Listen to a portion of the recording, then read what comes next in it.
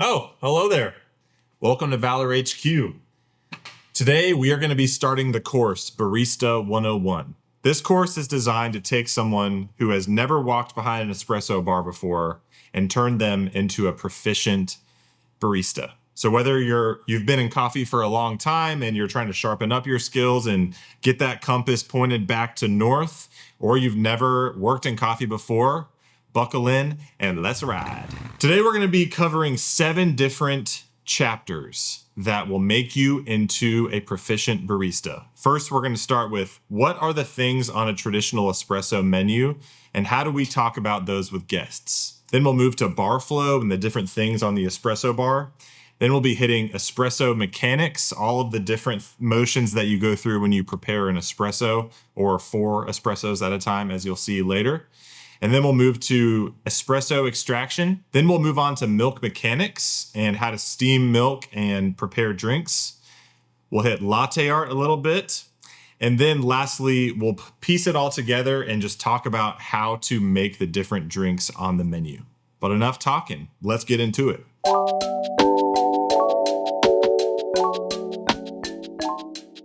Okay, so let's just start with what are the drinks on a traditional espresso menu. And it needs to be talked about because most of these drinks, the words they're in Italian. They're not in our first language. And so there's a lot of misconceptions with baristas and guests alike of how to make these drinks, what are they, etc. So espresso. It's a 2-ounce drink. And contrary to some popular belief, espresso is not only made with espresso beans. There's not really such a thing as just espresso beans. It's merely just a brew method, just like a pour over or a batch brew or a French press.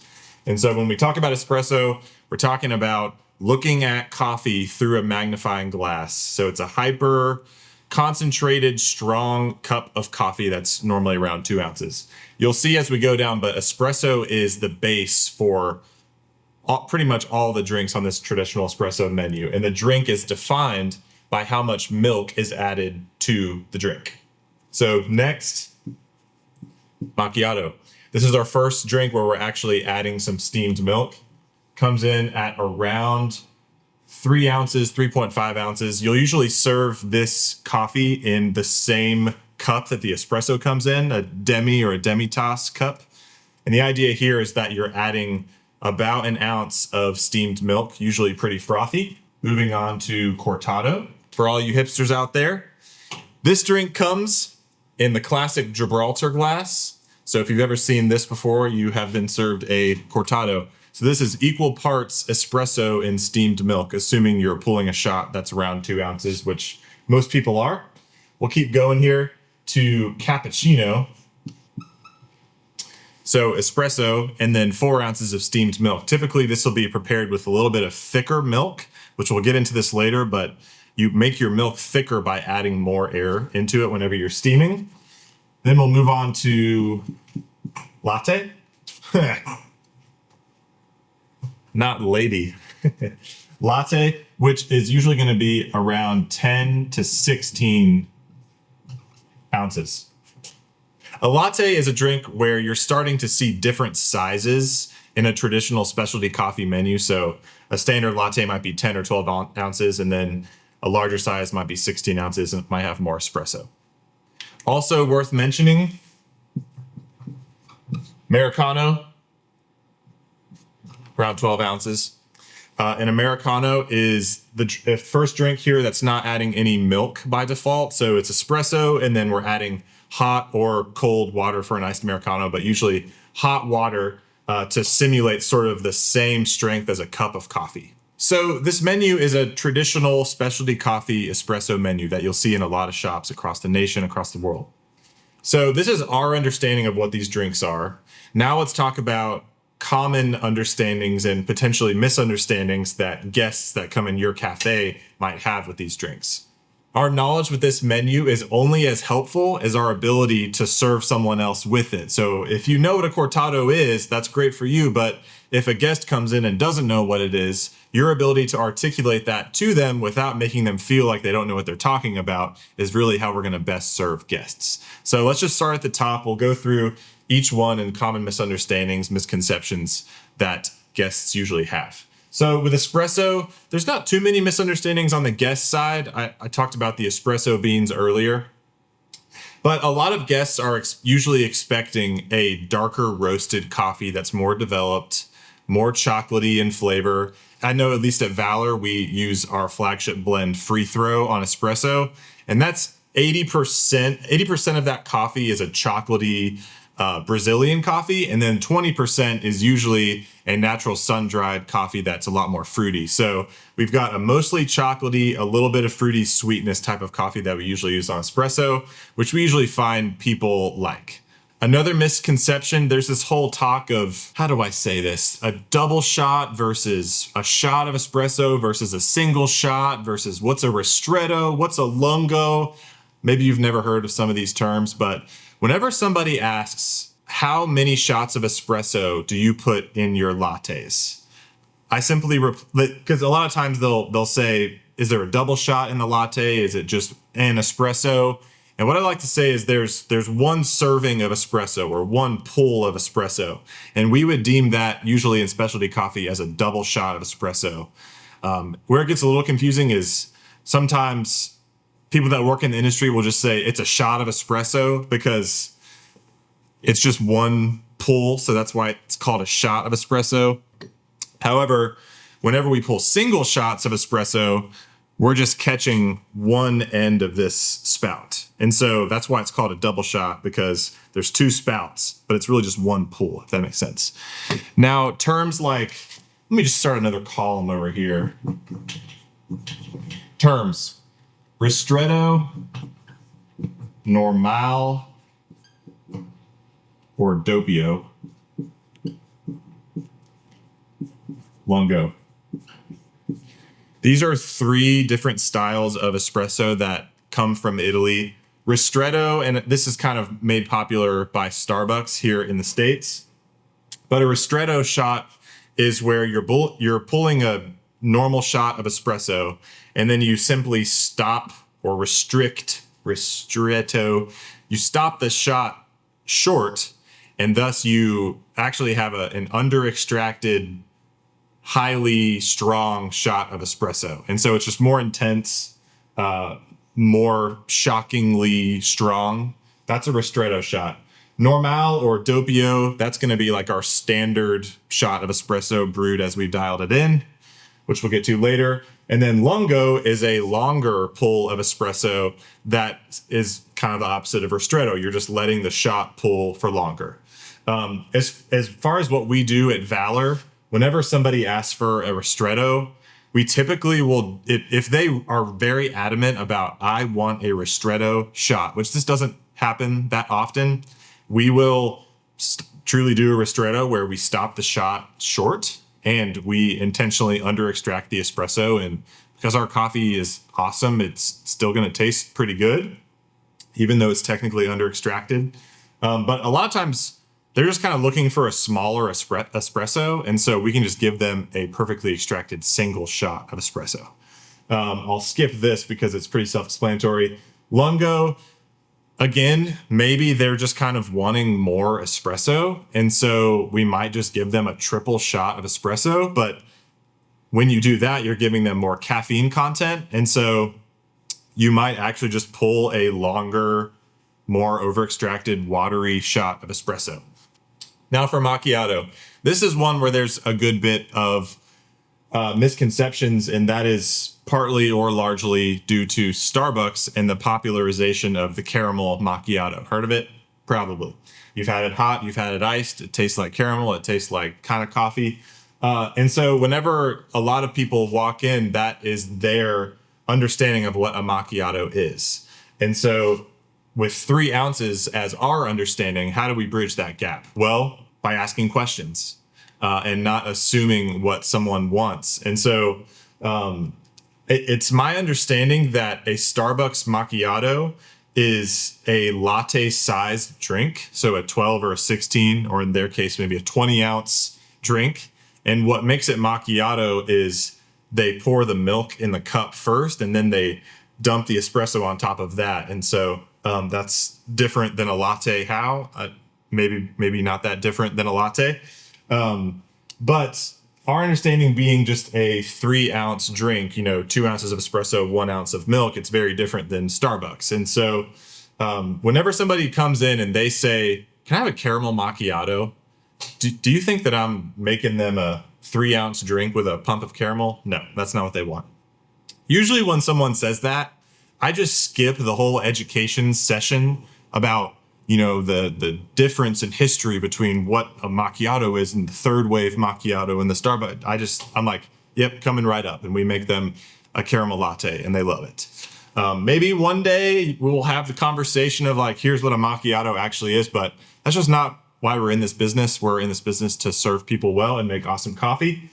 And so if somebody walks up and says, "I just want a macchiato," then that takes a little bit more conversation. And the way to bridge this gap while being empathetic to the guest and not making them feel dumb is with visuals. And so we like to have cups by our concierge or our register station. Are you looking for a traditional 3-ounce macchiato, something like this, or something a little bit bigger, like a latte size drink? And so they're going to be able to visually tell. Obviously, these are very different, and it kind of solves the problem for them. And notice how I also said like a latte size drink like this. So there was a little element of education there, because while we're not trying to re-educate every customer on what the names of all these drinks are, we do want to prevent them from ordering these drinks incorrectly in the future, especially maybe when you're not working. And so that's sort of how we bridge this gap with macchiato. Next, cortado. If you order a cortado, if someone orders a cortado, they usually know what they're getting. And so if someone orders a cortado, I just assume they know it's a espresso drink with equal parts espresso and milk. Only thing I'll say about cortado is that it's one of the words on the menu that a lot of guests have never seen before. So they'll ask, "What's a cortado?" And so you can just explain to them it's equal parts espresso and steamed milk. So there's not much milk in the drink, so the espresso really shines. So if you like a stronger, shorter drink, that might be the drink for you. And a lot of people do end up loving cortados. On to the cappuccino. This is another one with a lot of misconceptions, again, due to Starbucks and other second wave, which we might talk about second wave and third wave later, but second wave shops that are putting multiple sizes on cappuccinos. You may have seen a French vanilla cappuccino at your local gas station. It's delicious, actually. You should get one. But our understanding, again, just being one size, being 6 ounces. So 2 ounces of espresso and then 4 ounces of steamed milk, usually more frothy milk. Whenever somebody orders a cappuccino, I like to ask them, similarly to the macchiato conversation, are you looking for like a 6-ounce drink like this, like a traditional cappuccino, or something with a little bit more milk, more creamy, like a latte? And again, the visual just kind of takes out a lot of the clunky verbiage there. And then obviously being in the coffee industry, a lot of your customers are just going to be regulars, so you'll know what they want. I have noticed whenever people start to say like, "Can I have a French vanilla cappuccino?" or "Can I have a hazelnut cappuccino?" I can start to assume that they're talking about a latte. However, people do add syrups to cappuccinos, so you still want to clarify that. But I'm just trying to take any clues I can get to just minimize confusion and minimize customer stress. So that was cappuccino, probably my favorite milk drink on the menu. I think it's a great ratio. On to latte. Again, similarly to cortado, if somebody orders a latte, they know what they're getting into more or less. They want a big, creamy drink. And the majority of them want it with some sort of syrup. And so a latte ends up being the main drink that we're adding syrup to, and people want a little bit sweeter. Also, it's the main drink that people request hot or iced. And so be prepared to make that drink hot and iced a good bit. The latte is the economic backbone of the coffee shop. We sell more lattes than any other drink by far. And so it's a lot of people's introduction into the coffee shop because it's a nice and approachable, creamy, mostly sweet drink. But it's a good opportunity, whether you're at Valor or another shop, to make some house-made syrups and put your own spin on your lattes. So on to Americano. Not much misconception here. We're, again, just espresso and water, trying to simulate a filter, drip, batch brew cup of coffee. A lot of times people will add cream and sugar to this, which later, again, we're going to get into the most efficient way to make these drinks. I actually have like a really specific way I like to add cream and sugar to coffees. I'm kind of passionate about it, so get ready for that later. But let's go through a few more terms that you might hear behind the bar and what they are. So, cafe au lait. This is 2/3. Let me get a cup. 2/3 coffee, brewed coffee, batch brew, and then 1/3 steamed milk. So similar to a latte, but lighter because it's drip coffee instead of espresso. Let's say a misto, not that common, but very similar to a cafe au lait, but you're adding espresso, a little bit of hot water, and then steamed milk. So it's similar to a cafe au lait, but it's with espresso and water instead of batch brew. Okay, how about this one? A dry versus wet cappuccino. You'll hear this mostly with cappuccinos. If somebody says, I want a dry cappuccino, they're talking about a cappuccino with considerably more foam and froth. So they want it thicker. They want that foam on top to be a little bit less watery. And again, we'll get into that later. Or a wet cappuccino would be the opposite. It would be making a cappuccino, but not adding as much foam. You'll also get people asking for no foam lattes. And some people truly just want like hot milk and espresso, which if that's what you're into, sure. But even with no foam, I like to add just a little bit of microfoam just to make it somewhat enjoyable. I know that some people will just want literally hot milk with no foam. Here's another one that's pretty common, breve. Breve is simply just replacing the whole milk that you would usually use in a milk drink with half and half. And so it's a good bit thicker, a lot more creamy, and it's going to dominate the drink over the espresso a lot more. Another one that you'll probably get a lot thanks to Starbucks is a flat white. A flat white in Starbucks land is around a latte size, like 10 or 12 ounce drink. And it sort of drinks like a latte. I'm not fully sure how they make it. I think they make it with less foam. So there's that understanding of the flat white Starbucks. And then there's sort of the Australian / specialty coffee understanding of a flat white, where it's similar to a cappuccino, like 6 ounces or maybe 5 ounces in some cases. But in a flat white, you're looking for really not that thin, but definitely pretty viscous, if you will, microfoam. And so when a flat white, I always make sure to steam the milk like I would a latte, and make sure to get some good art on there, because if they're ordering a 5 ounce Australian flat white, they definitely care about latte art. These are most of the terms you're going to hear behind the bar. And it's worth mentioning that there's a reason why we don't have all of these terms on our main espresso menu, because we're trying to just eliminate confusion if necessary. And at the end of the day, if somebody knows what these terms are, they're going to verbally request them, because odds are they usually get them at coffee shops, and you'll just start to learn their order.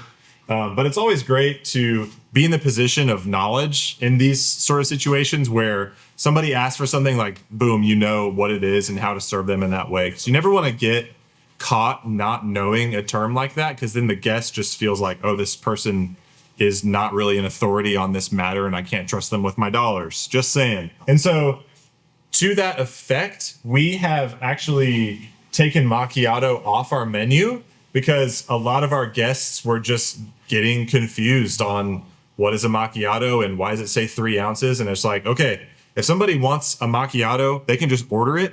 And I haven't heard of a single time where somebody is like, I can't believe you don't have macchiato on your menu. So it's eliminated confusion for us. So I would encourage you to apply the same philosophy to your menu. And so now we're going to be talking about bar flow and bar efficiency next.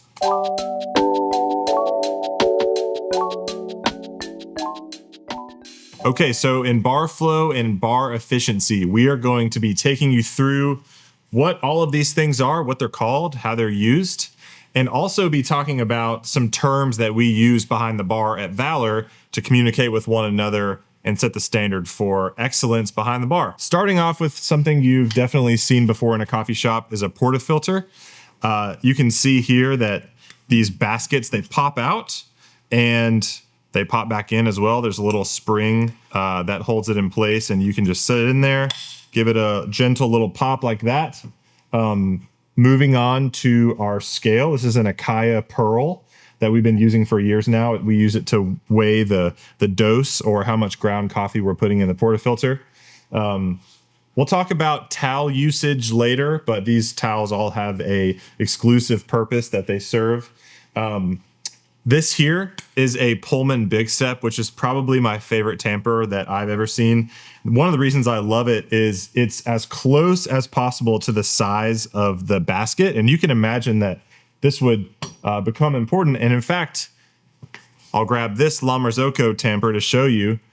This tamper is clearly a little bit smaller.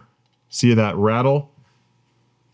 It's a little bit smaller than this one, which is it just is a lot tighter. Another tool that has become more popular as of the filming of this video is a WDT tool. And really what this tool is all about is redistributing the coffee before you tamp it. And so basically what that means is breaking up the clumps of espresso grounds and also getting them evenly distributed across the basket so you have even density as you pull your shot. So this one's from Barista Hustle. There's also this one from Swark Design that you can manually break up the clumps, but I'll show you that a bit later. Moving along here, an espresso machine. This is a La Marzocco Strata EP. And each of these heads, we call them groups or group heads. And in this case, this motion here turns on the group head, but a lot of times it'll be a button that you press, whether that's a button that keeps the pump going on for infinity or the button that is programmed to your shot volume, which are called volumetrics. A drip tray that we use for drips and other assorted liquids that go down the drain. A lot of espresso machines, in fact, probably all of them will have a hot water spout right here that you can activate. As a general rule, we don't use these that much just because it puts stress on the machine that you can avoid if you just use a sink or another water source. We especially don't use these for drinks like teas or matcha or let alone Americanos, because the water is highly mineralized as a product of the fact that this water is coming from the steam boiler. So the boiler in the espresso machine has water in it, and then it has steam above that water. And the water that this hot water pulls from is the water that's in that steam boiler that's just perpetually, kept at a really high temp. So we just avoid using this if possible. Steam wands, you'll be using these a lot. And this machine has a pretty handy lever function. Yours might have a knob or a button, or maybe if this video is in the future someday, you'll have like a mind, like telepathic thing. I don't know. Moving on to this Akaya Lunar, or just a smaller scale that you can use and put on your drip tray to weigh your espresso or your yield. Is always really beneficial. Whether you have a volumetric machine or a manual machine, it's good to have one around just to keep everything calibrated. We have two different sizes, well actually three. We don't have the third one here at HQ, but there's usually two different size pitchers for frothing milk. This one is used for cappuccinos and cortados and smaller drinks like that, or macchiatos. This one is used for lattes or one day, when you start pitcher sharing, you can steam 2 cappuccinos or 2 cortados in this one. The third one is we have an even larger one at our cafes that you can pitcher share lattes or multiple cappuccinos. But we will get to that later. Another thing we love to have around, cocktail tins. These are Pina barware. So we've got an 18-ounce one here and a 20-ounce one here. You've seen these in cocktail bars or at Chili's or Ruby Tuesdays or stuff like that. But we love to use them behind the bar just because they are super durable. We use them for iced lattes. Another great thing to have around, a jigger. This is a bell jigger, and it's graduated with 1/4 ounce, 1/2 ounce, 3/4 ounce, and then 2 ounces on this side. We use that for syrups. Bar spoons, lifesaver, because they're so long and just works so well, and you can break up the syrups, and you can do all sorts of stuff with bar spoons. So we like to have those around. Now moving on to the grinders here, this part of the bar. This right here is a Mahlkönig EK43, and this is sort of the industry standard all-purpose grinder, or at least it has been for the last, I don't know, like 300, 500 years. But this is an all-purpose grinder that you can grind all the way as fine as espresso, which we find is important for decaf or single origin espresso. So espresso all the way to something coarser like cold brew or French press or something like that. But every cafe needs to have one of these, especially if you're going to do drip coffee. Moving on to the espresso grinders here. We have 2 on the bar. We're kind of simulating this as like a normal espresso grinder and a decaf espresso grinder. This is an Anthem Scody, which is our go-to espresso grinder. We have them in our cafes. And this may be obvious to some, but espresso grinders are only used for espresso. So even though you can adjust them fine and coarse, this hopper right here is obviously full of beans. And so those beans stay in there, and you only use one coffee for this grinder at a time. And it's usually just set to one setting. You tweak it throughout the day, but espresso grinders are just used for espresso. And like I said, we can use this for decaf. This is the unsung hero, but a paintbrush. This is great for cleaning up grounds because you don't want to always get your towel dirty. Moving on to a few terms that we use behind the bar at Valor that have helped us be more efficient, communicate with each other. These are helpful if you're working alone and you're just the sole barista, maybe in a restaurant setting. They're also helpful for working on a big team. Like behind our bar, we can have up to 6 people working at a time, just making coffee and pastries and, keeping the cafe going. And so the first term that I want to point out is the use of the word heard. It's so important whenever you're working with a team to let them know that they heard the delegation that they sent your way. So a great example of this is when somebody orders a matcha at our register. The person at the register says matcha, and the reason we do that is so that we can start working on that matcha and get the drink going as soon as the order is mentioned. So as soon as that drink comes in, they yell matcha, and the person who's making the matcha yells heard. And as you could probably surmise, as you could probably see why, it's important that the person making that matcha says that, because if they don't, the person who delegated it to them doesn't know if they heard it or not. So simple stuff, but just saying the word heard will go a long way. Another thing with delegating to other team members behind the bar that we love to use is it's great to express to someone the severity of the timeliness of the delegation.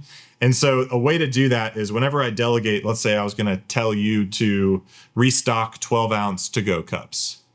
If I wanted to say like, hey, I need those right now, I would say, can I get a 12-ounce cup restock ASAP? So ASAP is the term. And sort of the opposite of that would be, hey, can I get a 12-ounce to-go cup restock on your radar? And so on your radar means like, hey, when you're done with what you're doing in a reasonable amount of time, can you restock these cups? So that eliminates a lot of confusion on if someone's taking a delegation, how quickly should I do this? Another term that we use all the time is ground zero, or GZ at the cafes.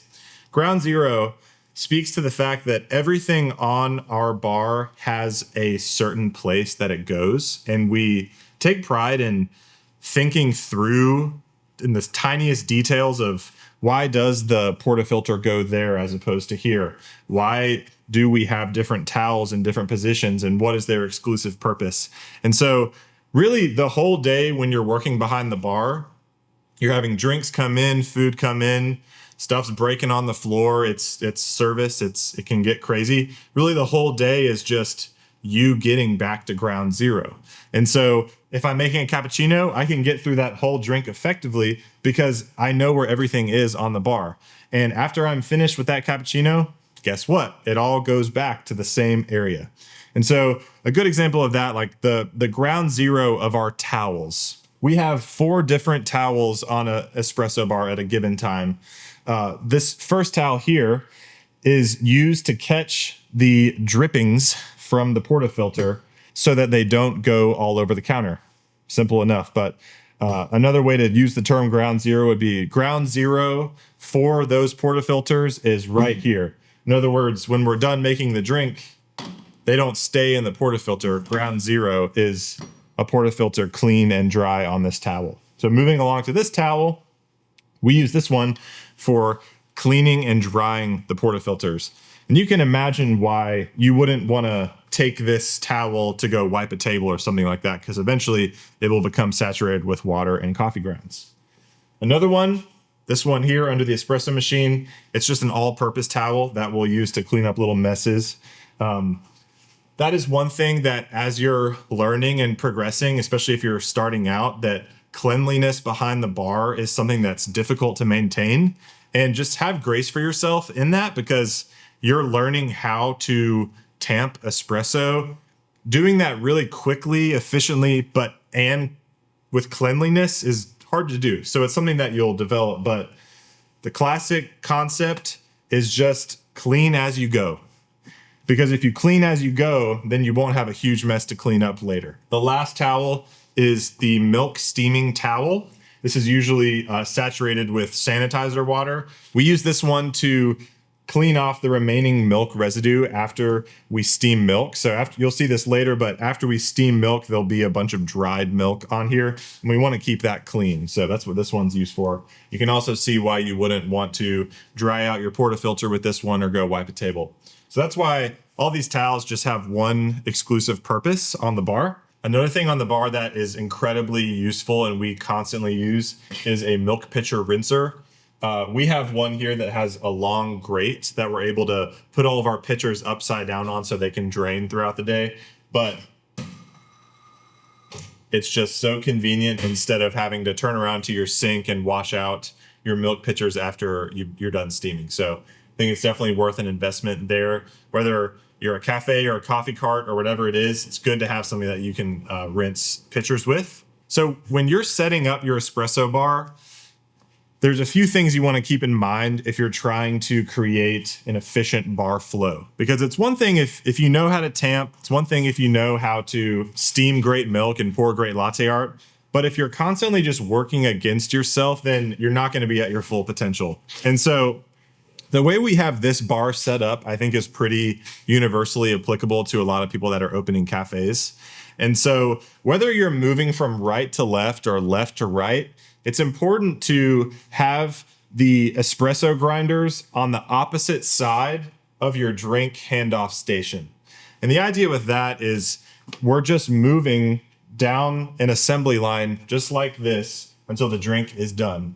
And so if I was going to set up this bar like an actual coffee shop, we're in the training lab right now and we're not open for guests. But if I were to do that, we would probably have the register on this side here close to the espresso grinders, because if we were running a 2-man team, which does happen sometimes, I would be taking orders right here.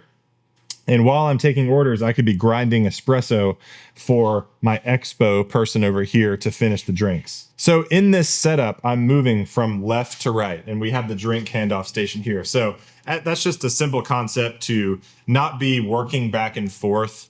Another rule of thumb is when you're setting up the espresso bar, you want to just eliminate steps, like physical footsteps. When you do that, you're just cutting off little fractions of a second that add up for sure over a long period of time. At Valor, we go with a true team execution of an assembly line approach. So it's not just you have the person who takes orders and the person that makes the drinks. We have the register person that is named concierge because, and we call them concierge. We actually stole that from our previous roaster that we were partnered with called Cat and Cloud. But concierge, we like that word because the person that's standing at the register should not just know how to take orders, but they're truly the first impression for every guest that walks through the door. The concierge at a hotel, they know everything there is to know about the operation if they're good. And so that first impression is so important, and we just wanted to elevate that role and give it a name like concierge. Moving down the line, this role here that stands by the milk pitcher rinser and the steam wand and that sort of area is called expo. Expo takes the bases of the drinks, such as tea or espresso, and turns them into drinks and makes sure they get out to the right area. So they're the one pouring the drinks, steaming the drinks, assembling them, and making sure they get to the right person.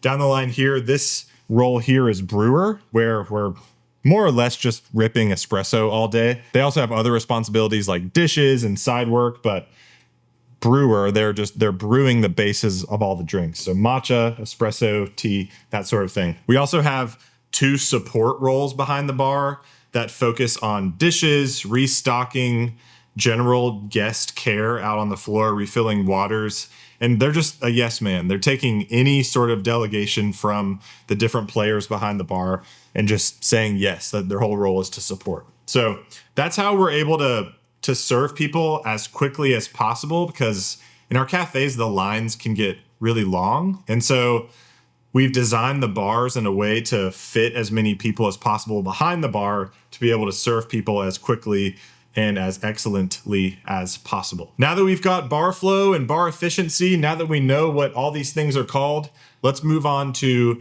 espresso mechanics.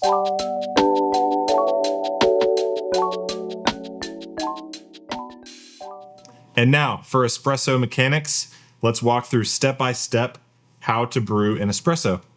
We'll start with a clean and dry portafilter. Wipe it off with our towel here. We're going to use a scale for the sake of this video, but we'll set it on our scale, something that people forget a lot. Zero out the scale first so that you can read only what you're putting in the portafilter. I'm going to use this grinder here as my espresso grinder. We are going to grind right into the center of the basket here just to eliminate future problems. This grinder will stop automatically because it's programmed to do that. So you can see here I've got a nice even mound more or less in the center, and I'm going to weigh it. I'm going to go for 19 grams here. Something worth mentioning, you should probably have a spoon, probably smaller than this, around to take coffee out of your portafilter whenever you're brewing. I'm going to go for 19 grams there. 18.9 is close enough. I'll leave that there. So you can see here that this bed of coffee is not exactly flat. And if I were to tamp this bed, it would look even after I tamped it. But that does not mean that there's even density across the whole puck. And I'll express what I mean even more. Imagine if I were to tamp that, it would still look even after I tamped it. But you can see that if I was to brew this puck, water would evenly be dispersed all the way down here, but it would be much harder for the water to pass through this section than it would this section. They have uneven densities across the puck. So a couple different ways that you can redistribute this coffee. The old-fashioned way for me is tapping, and this takes a little bit of practice to get it down, but a combination of moving the portafilter this way and how and where you tap can get you actually pretty even, but you can still see that it's not perfect and there's a little bit of clumpage, which is why these WDT tools that break up the clumps and redistribute for you are great. This one's from Barista Hustle, as I mentioned before. So I'm going to place this on here, push this down, do one spin that way and one spin that way. Take it off, and you can see that it's a lot more even. The clumps are busted up and we're ready to tamp. So on to tamping now. I'm going to start by, I'm right-handed, so I'm going to start by standing parallel with the counter with my dominant hand on the side of the counter. And you can see the portafilter here is at a perpendicular angle to the counter. I'm going to hold this with my left hand, hold the tamper with my right hand. The way that we hold the tamper is like a doorknob, twisting it like that. So that means don't hold it like this. That means I don't even know how else you want to hold it, like that. We're talking doorknob, where the main two contact points are your forefinger and your thumb. Those are going to be the main parts of your hand that are actually pushing the tamper down. So like I said, standing parallel with the counter, the portafilter is at a perpendicular angle. I am holding the tamper like a doorknob. The first thing I'm going to do is simply set the tamper down in the basket on the coffee. And before I press down, I'm just going to feel around a little bit to make sure that the tamp is even. Having an uneven tamp is one of the main ways that you can cause channeling. And channeling is whenever there's an error with tamping, or let's say you're about to knock in the portafilter and you accidentally knock it on the espresso machine. Channeling occurs whenever a crack is formed in the puck. And so because water is lazy and because we're pushing 9 bars of pressurized water through this puck, water is just going to find the path of least resistance, and it's going to just jet down that crack, and it will over extract the coffee around the channel and under extract the coffee everywhere else. And so, like I said, we want to have an even tamp. So I'm going to feel around just for a second, and then I'm simply going to press straight down and then pull out slowly. And you can see here, after I clean off this area, which is an important thing to do to ensure that you get a good seal with the gasket on the espresso machine. So clean this part off. You can see that there's no cracks. A very common place for cracks to form is around the edges. And you'll see that when I'm tamping, I probably can't do it just because we're on video, but this happens behind bar a good bit. But when I pull out, it happened. So I pulled out quickly because I was in a hurry and I was trying to go fast. But you can see here that there are cracks around the edges. So if I brewed this shot of espresso, this coffee right here would be severely under extracted, and this coffee here would be over extracted because water would just go down that crack. A few things you can do to avoid channeling. Whenever you're done tamping, there's this tendency that I've seen with a lot of people to do some sort of spin or polish, as it's so called.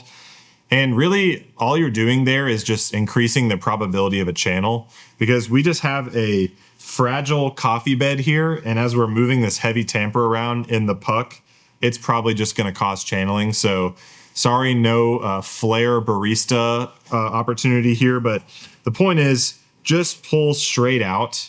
I've seen some people do sort of a twist on the way out, and that kind of helps avoid suction. But if you're using these tampers that are as close to the size of brew basket as possible, which you should, there's a greater chance of suction. And so pulling out slowly is just one of the times where you might slow down a little bit as you're quickly making espresso. One way to check if your tamp is level is to, after you're done tamping, place the tamper in the portafilter, hold it eye level, and just look to see if you got it straight. I found that that's a good way to assess if you got an even tamp or not.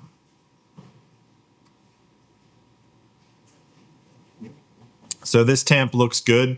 I want to demonstrate what to do and then what not to do at this stage of the process. So after every time you tamp, it's really important to just visually assess your puck to see if there's any channels, because we want a good even integrity across the whole puck as we're adding these 9 bars of pressure. So after I've tamped my coffee, everything looks good. I've cleaned off the rim of the basket. I'm going to purge the group head here because I don't want last shot's coffee in my next shot. Give it a little wipe. And one thing that's important is, as soon as I lock this in, I need to press brew. Because if I lock this portafilter in the espresso machine and I don't press brew, and maybe I go take care of something else and then I press brew after that, you've got just so much moisture and heat up in here that moisture and heat on dry coffee equals extraction. But like I said, we want to immediately press brew when we lock this in. So in order to do that, I want to get my eyes on what cup I'm pulling this into. And if I'm weighing the shot, go ahead and get my scale ready. But I'll lock this in very gently, immediately press brew. And look, I've got time right now. And then I got my cup and my scale up in there in just enough time. That shot came out in about 6 seconds, so I can tell that it's probably going to be pretty close to what we're looking for. And during this time, obviously you've got around 20 to 30 seconds to kill while this shot is brewing. So if I am using the Valor way and we have a brewer assigned, I'm brewing the next shot of espresso. I'm going to go for a 45 gram yield here, 45.5, close enough. Happened in about 33 seconds. So we'll talk about extraction later and what all these numbers mean. But that is somewhat in the ballpark of what we're looking for. And you can see here that I've got a nice thick crema on the top there. Crema isn't everything as far as assessing the quality of your espresso, but I will say if you channel a shot, the crema does tend to be a little bit more thin and the shot's more watery overall. So it's got like a nice glossy sort of look to it, which is nice. Before I talk about cleaning this puck and cleaning the portafilter, I want to show you what not to do whenever you're locking in the portafilter to prevent channeling. So just quickly go through the process again here. I'm going to skip the scale part here, do a redistribution with my hand, set it in, tamp. So as you can see, we've got a nice puck with good integrity across the board, no channels. And let's say I'm going fast and I lock it in like that and I press brew. Now, that may seem fine right now, but I want to show you what this looks like. We've got a crack here, and then we've got cracks all around the edges. And so even though the metal portafilter can handle if you lock it in quickly, your puck cannot handle it. In this situation, if you crack the puck, and every time you do that, you really do want to pay attention and notice.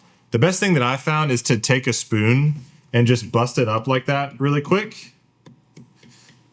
And this is where the WD-T tool would come in handy. Give it a little redistribution, and you can see I've got a good bit of clumpage there. Let's see if the tool breaks it up.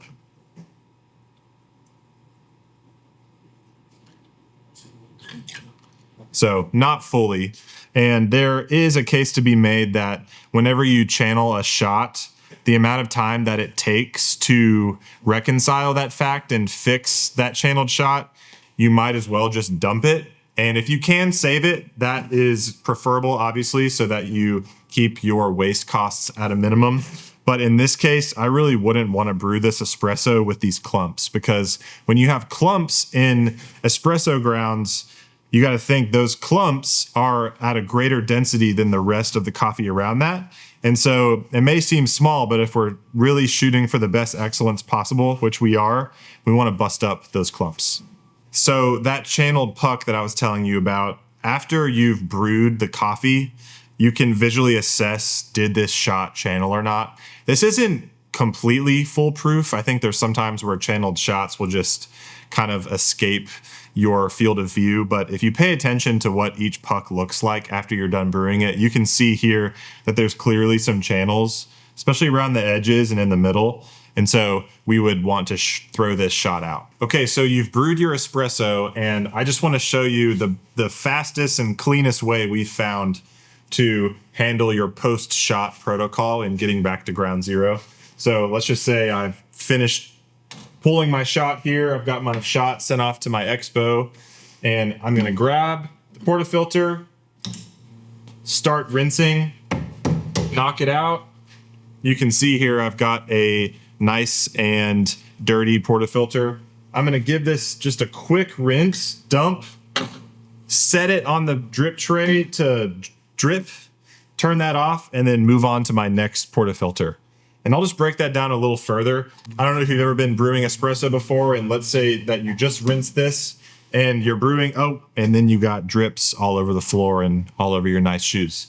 And so the way to eliminate that is by like I said, after you've given it a little rinse, set it on the drip tray to drain, and so you eliminate that drippage. Another thing that's important when you're trying to rinse your portafilter is if I get done brewing an espresso, and remember I showed you how it was dirty, if I go straight to my towel with that dirty portafilter and I'm drying that off and getting the grounds out of here, my towel is gonna get dirty a lot quicker. And I know it seems like a little thing, but your towel is going to last a lot longer throughout the day if every time you use it, you're just drying and not cleaning. So if you need to rewind that and watch it back a few times, that's all good. More than welcome to do that.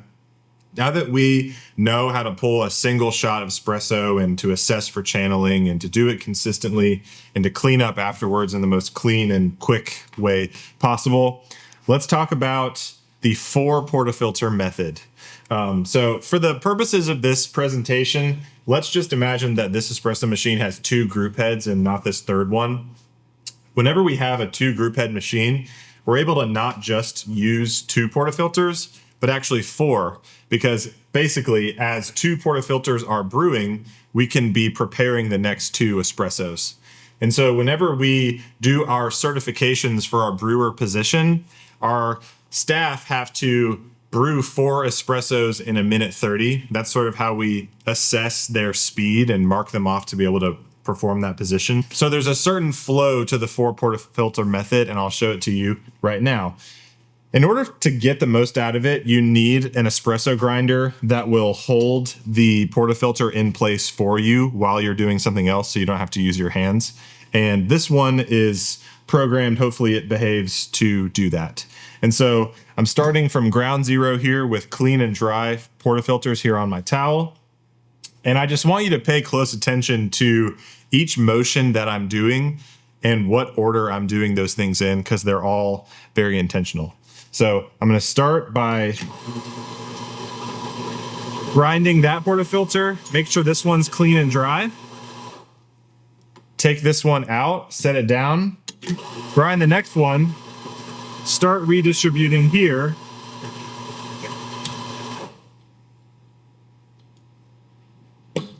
Tamp.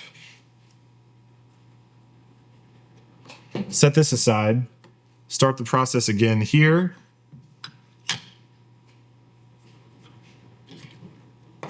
Tamp. Inspect. Everything's looking good. I'm going to press brew on both of these at the same time. And then I'm immediately back over here for the same thing.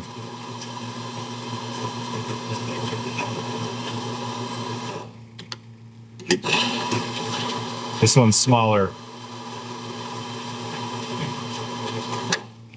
But you get the idea. We're going to set it down as soon as we're done grinding. Tamp. Those are done there. Tamp.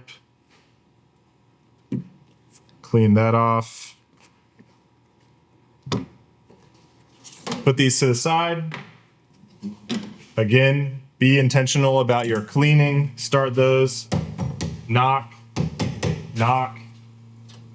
Rinse. Set them both on the drip tray. And now I'm back over here. Brew. So you can see each part of that process, the main concept I'm trying to convey is that you're always doing something. And we have a 30-second or 20-second window here of when your shot's brewing to be brewing the next set of portafilters. And all of a sudden, I don't know how much time passed because I kind of messed up there a little bit, but we've got 4 espressos. And that was all because we had 2 more portafilters than we needed. So you can see in that demonstration that I had to manually stop the shots, but all of our machines in our cafes have volumetric settings where it stops the shot for you at your intended volume and your intended yield.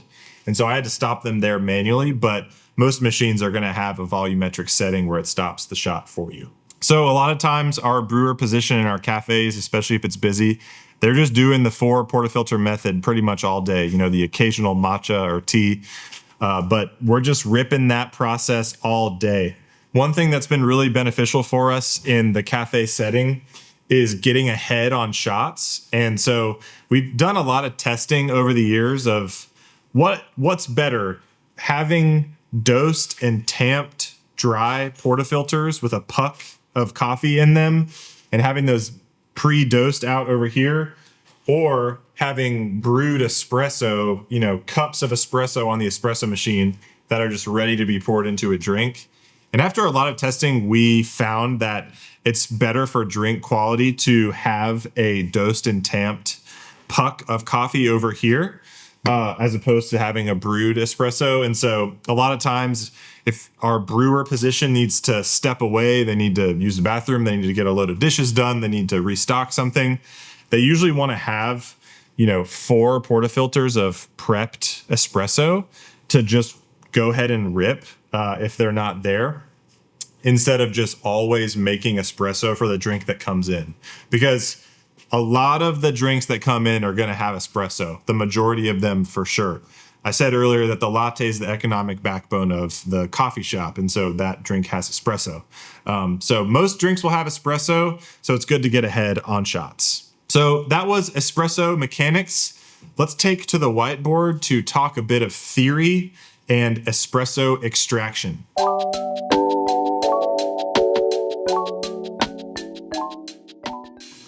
Espresso extraction, let's jump into it. So you may not know this, but brewing a great espresso is more than just, prepping a shot and brewing it and stopping it. There's a lot that goes into it, and you can under extract the coffee and over extract the coffee. And a basic knowledge of how to control those variables will get you where you need to go for being a proficient barista. So this word extraction is water taking fats, solids, flavor compounds from ground coffee and turning it into, in this case, espresso. And we want the maximum amount of desirable compounds from ground coffee. In other words, we want to extract the coffee as much as possible before it becomes over extracted. And so I'm going to tell you how to control that, what variables you can manipulate to get where you're trying to go. We're going to start with just the basic concept of under and over extracted. So I'm going to draw a super cool graph here. This is under extracted and over extracted. So let's pretend that we were brewing 3 shots of espresso. And I'm going to tell you how much ground coffee we put in the portafilter, how much liquid espresso that we're weighing out in the cup, and how long that shot takes. Those are the 3 main variables we're looking at this point. So the first shot, let's say that we put 19 grams of coffee in the portafilter. We prepped it. Everything was going great. Locked it in, pressed brew, and out comes 45 grams of liquid espresso. That shot I just described, let's call it shot A. So A took 19 seconds. Now let's say everything was the same with shot B, but it took 40 seconds instead of 19 seconds. And then, as you might guess, shot C, somewhere in the middle, let's say it took 26 seconds. The difference between these 3 shots would be very noticeable in terms of flavor. And this flavor would be speaking to if it was under extracted, over extracted, or somewhere in the middle, which is what we're trying to do. So in this example, let's plot these on this graph. This 19-second shot, it only has 19 seconds of contact time between the water and the coffee. And so we're going to go ahead and say that it is under extracted. Shot B, let's plot it right here.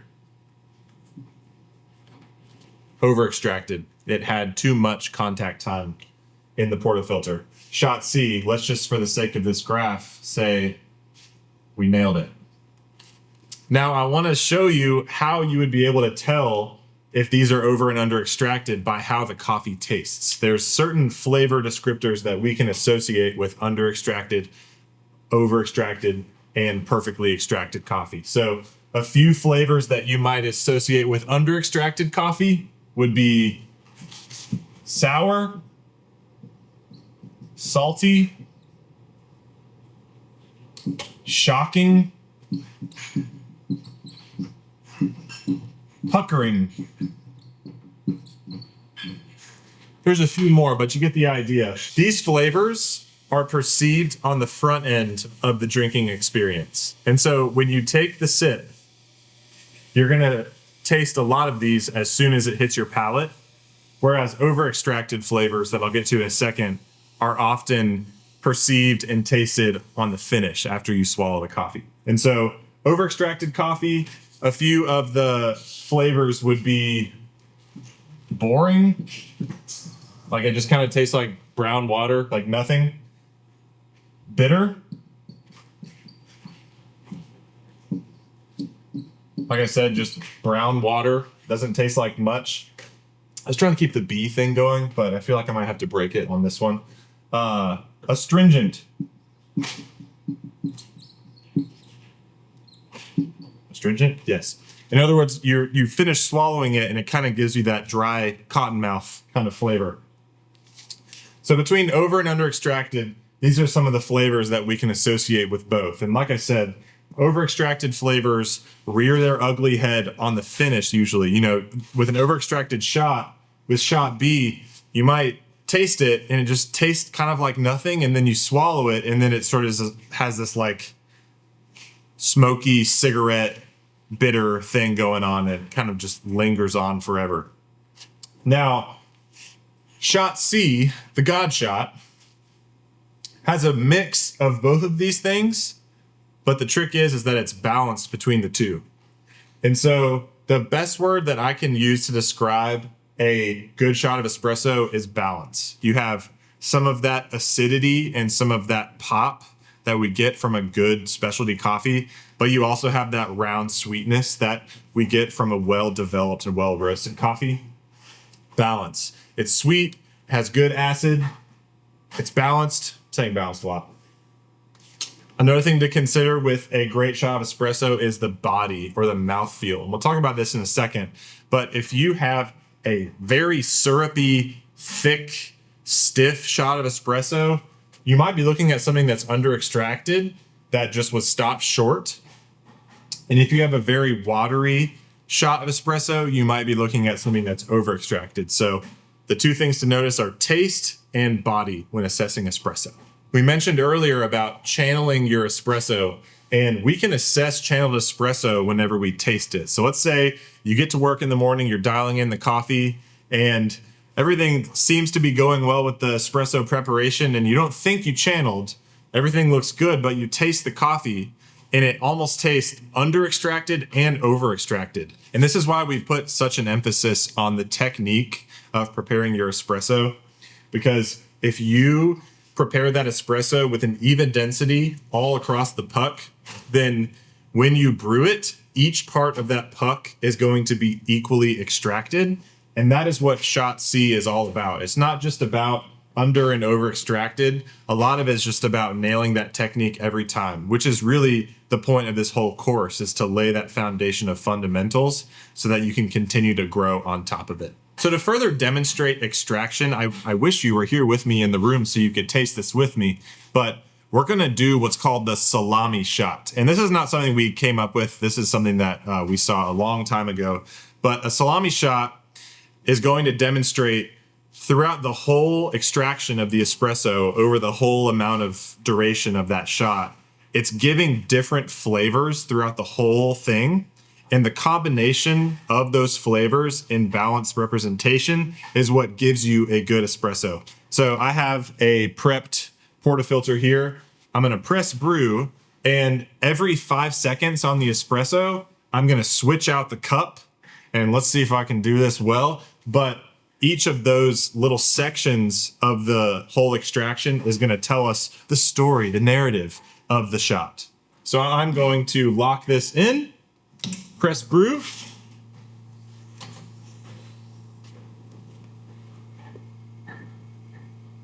Catching that first bit there.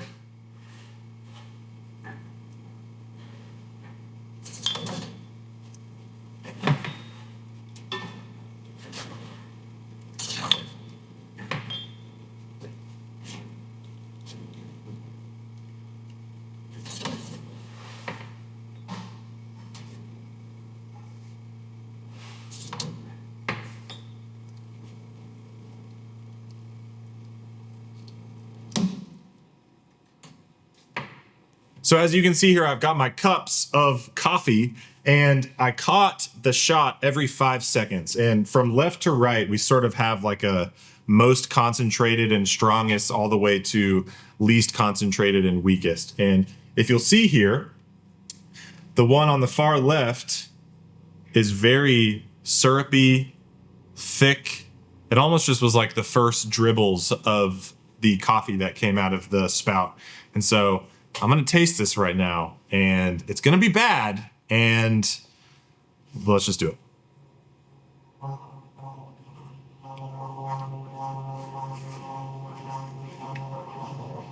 Yeah. Okay, so you see what just happened to me. I swear I didn't mean to do that. That's part of under extraction, is it's like this face melter kind of effect where just like, oh man, like if you ever bit into a lime and your face just kind of like changed like that, those are some of the qualities of an under extracted shot. So that first one was very salty, very sour. I'm gonna taste this second one. So similar, but what I noticed was a little bit more sweetness, but it's still just kind of punishing. You just stay hydrated here. So a little bit more sweetness on that one, so the acidity was kind of bearable, but also still terrible. The point of this is not to enjoy an espresso, it's to see the different stages of an espresso. So the middle one here, let's taste it. Okay, that one tastes most like a good espresso, kind of, but it's still just got a lot of that like salty, sour thing going on, but it's more watery and there's even more sweetness than before. So I'll taste this one, which you can see here, 4/5 of the way through the shot, we're starting to get a lot more watery. Okay, so that just tastes more like espresso, but it's more watery. I don't know. It's more bitter. There's just less going on. And then finally, you can see this one, it's pretty much just fully water. Yeah, and that is what over-extracted coffee tastes like. It's bitter. The back end is like just kind of ashy and cigarette-y. And the point here is when we brew shot C, the God shot, we want equal representation of all of these things, but in one cup. And so when we have that, we have a balance of the sour and the under-extracted flavors, and we have a balance of the over-extracted flavors, the bitter, the burnt, but it's the combination of those things that makes a balanced espresso. Okay, so now we've talked about the different flavors associated with under and over-extracted coffee. We talked about how we want the right body and mouthfeel for our espresso. Now, the question is, how do we dial in? How do we get it to the right place? And obviously the answer to that question comes from knowing what variables we can manipulate through this process. And so here's the variables whenever you're dialing in espresso. The first one, dose. Dose is how much ground coffee we are putting in our portafilter. And in this case, we're putting 19 grams of coffee in. That's our dose. Next is basket size. In your cafe or wherever you're at, if you look in your portafilter at your basket, it will usually tell you what size basket you're using. And in this case, we have a 21 gram basket, and we like to shoot for 2 grams below the size of the basket. So we like to just keep basket size and dose static, the same throughout the whole process. It's not really a variable we play with very much. So dose, basket size. The next one, yield. And I've said this before, but yield is how much liquid espresso you are catching in your cup weighed in grams. Next is time. And then I'll go ahead and say grind size. So grind size speaks to how fine or coarse your grinder is grinding. And time is merely just a data point in all of this. It's not necessarily a variable that we control. But as you can imagine, if you grind your espresso really fine, it might take longer for that shot to brew because it's harder for the water to pass through the really fine grounds of coffee. And I like to say, like, if you had a bucket of marbles and then you had a bucket of sand and you poured water over both of them, which one do you think would take longer for the water to pass through? Obviously, it would be the sand because the particles are smaller. And that's what we're doing when we're adjusting grind size. We've got finer particles or we have coarser particles. So these are the variables that we can manipulate when we're dialing in espresso. Now, before we talk about how and why we manipulate those, let's talk about you have a new espresso, a new coffee on bar, and you're trying to make it taste great on espresso. What is the first thing that you need to focus on? The first thing to focus on is not taste. The first thing to focus on is the body and the mouthfeel of the coffee. And the way we do that is through brew ratios. And the simplest way to say this is brew ratios speak to how strong your coffee is. A cup of drip coffee that you would brew in a coffee maker or on a commercial machine is typically brewed at a 1:16 ratio. So that means for every 1 gram of ground coffee that you use, you are using 16 grams of water to brew that coffee. So great example is if you had a 10-gram dose on a pour over and you were trying to brew it at a 1:16 brew ratio, you would multiply 10 by 16, which is 160, and pour 160 grams of water over that, resulting in a 1:16 brew ratio. But for espresso, we're brewing, let's just start at a 1:2 brew ratio. So for every 1 gram of ground espresso that we use, we're looking to see 2 grams of liquid espresso in the cup after we're done brewing. So a good example, let's say it's 19 grams in, or the dose is 19 grams, and we're gonna brew at a 1:2 brew ratio. That's gonna result in 38 grams of yield. So getting your brew ratio set will start to get you in the ballpark of how strong your coffee is and the mouthfeel of it.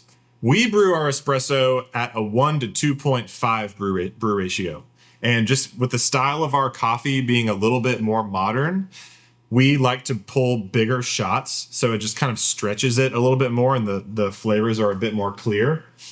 Whereas a more traditional brew ratio might be something like 1 to 1.5. So for every 1 gram of ground coffee, you're getting 1.5 grams of liquid coffee in the cup.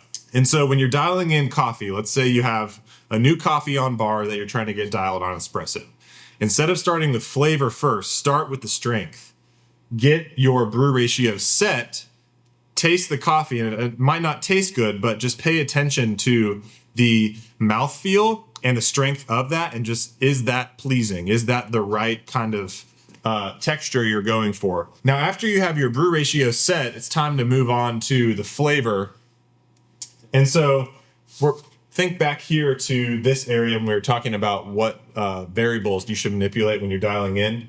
If we have our brew ratio set, then we've already set our dose, because our dose is this number here, 19 grams.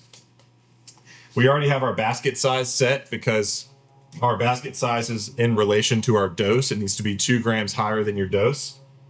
We already have our yield set, which is 38 grams. And now we're just left worrying about these two things here, the grind size, and then as a result of grind size, the amount of time that shot takes. So let's take a closer look at that.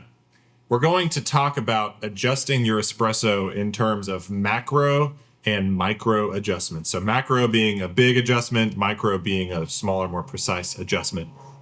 Now, the most common, most used adjustment that we're gonna make when we're dialing in the taste of our espresso is grind size. And grind size is seen as a macro adjustment, meaning it should move the flavor of good ways, even if you just adjust it a little bit. And so let's go back to this example of shot A, B, and C. So let's say we have our brew ratio set. We pulled a shot of espresso, shot A, at like sade. You guys like sade? Like, shot A, 19 grams in, 38 grams out, and it took 19 seconds.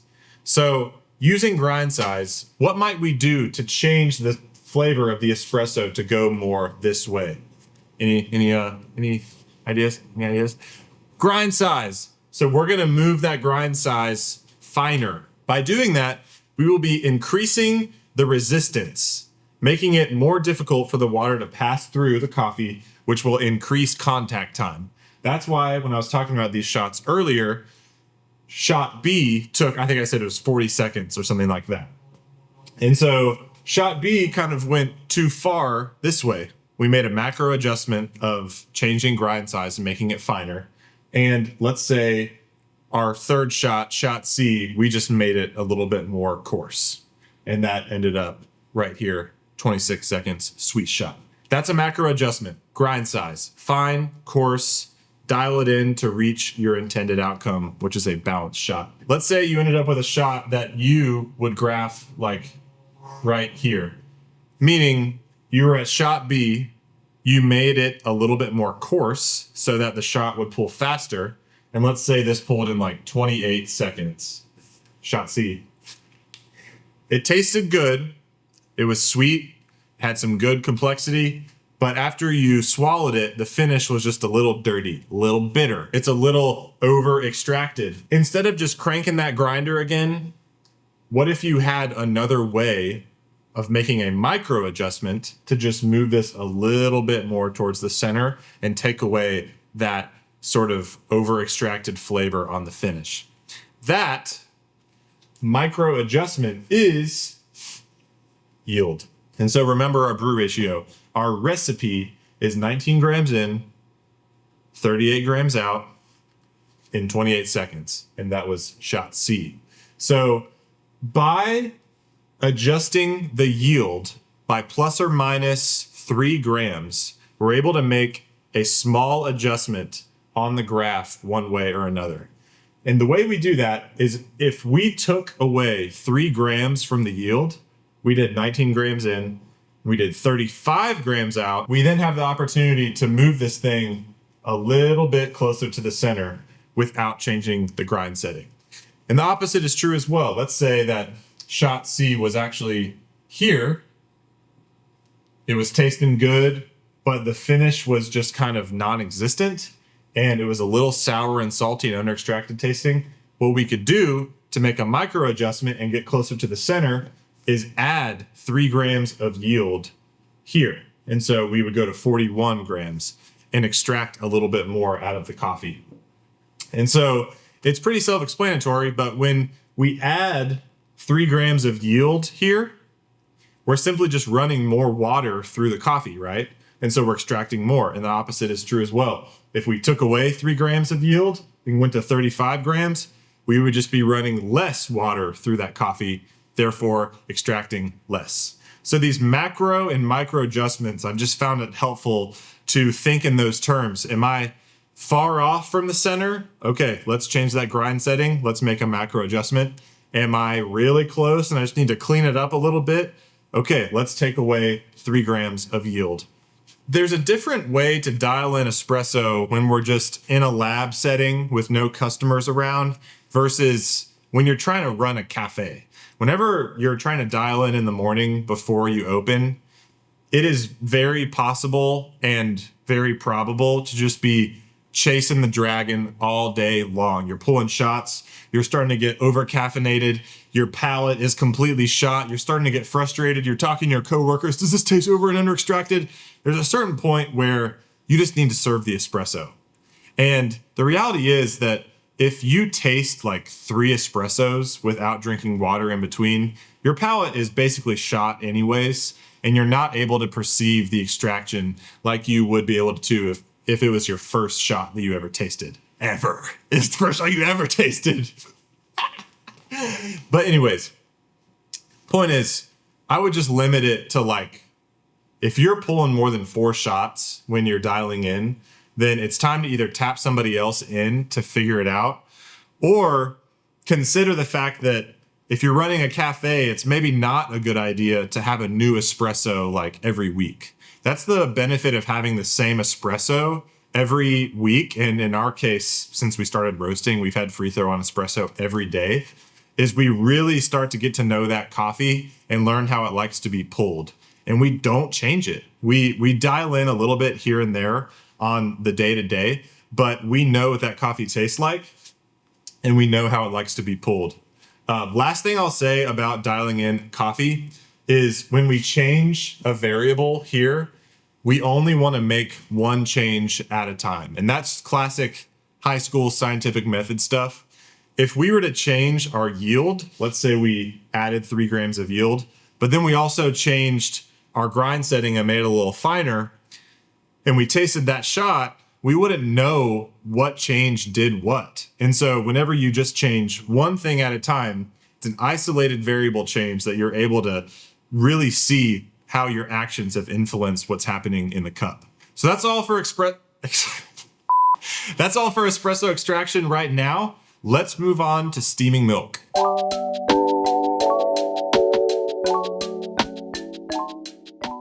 So let's talk about steaming milk.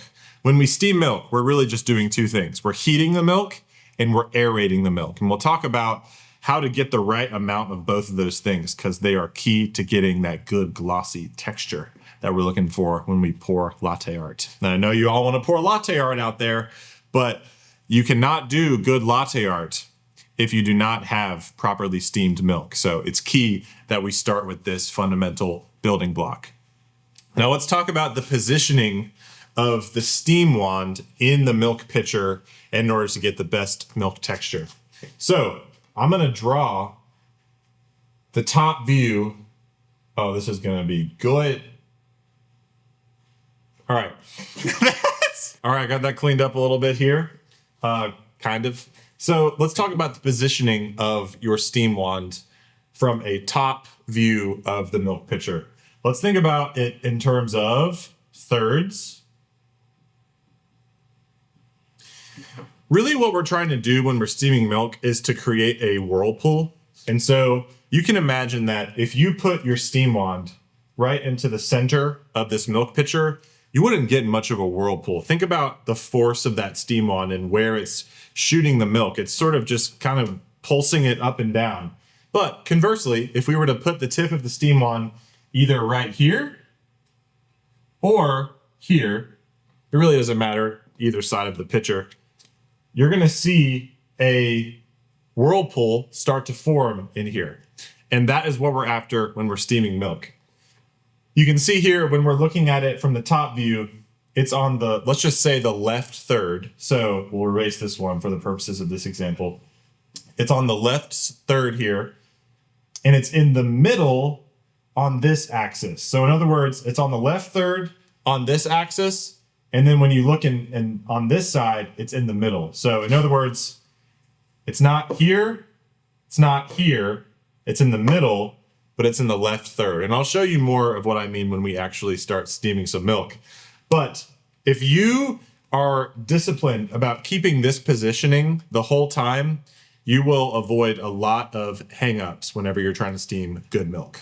So we've talked about where to position the steam wand on this view, but now let's see if I can draw a milk pitcher on this view. I think this is gonna be just fine. Yep. Yes. Okay, so let's talk about the depth of the steam wand. Let's say our milk is at this level here. The steam wand is going to come down. We're going to rest it in the spout of the pitcher. Nice little steam wand there. We've got it in the left third. So you can see here that the tip of the steam wand is submerged right under the surface of the liquid. If you were to submerge the steam wand too deep, then you wouldn't be able to add air to the milk. The way we add air is by the tip of the steam wand grazing across the surface of the milk as the whirlpool starts to go. If you were to not submerge this steam wand enough and put it, say, up there, well, then you'd have milk sprayed in your face. And I've had that happen to me a time or two. And so we're looking for a nice happy medium where the tip is submerged. And a lot of steam wands will have a little line right here, and I'll show you what I mean on this La Marzocco Strata. But if you line up the surface of the milk with this line on your steam wand, you'll kind of be in the right ballpark. So that was the positioning with these wonderful diagrams that I provided for us today. Now let's go over to the espresso machine and actually steam some milk. So to illustrate what I was talking about on the whiteboard a little bit further with positioning, I'm going to show you here on the steam wand. So whenever we're training people how to steam milk, we like to start with just water in the pitcher instead of milk, because you can really get a better view of the positioning that we're trying to go after here.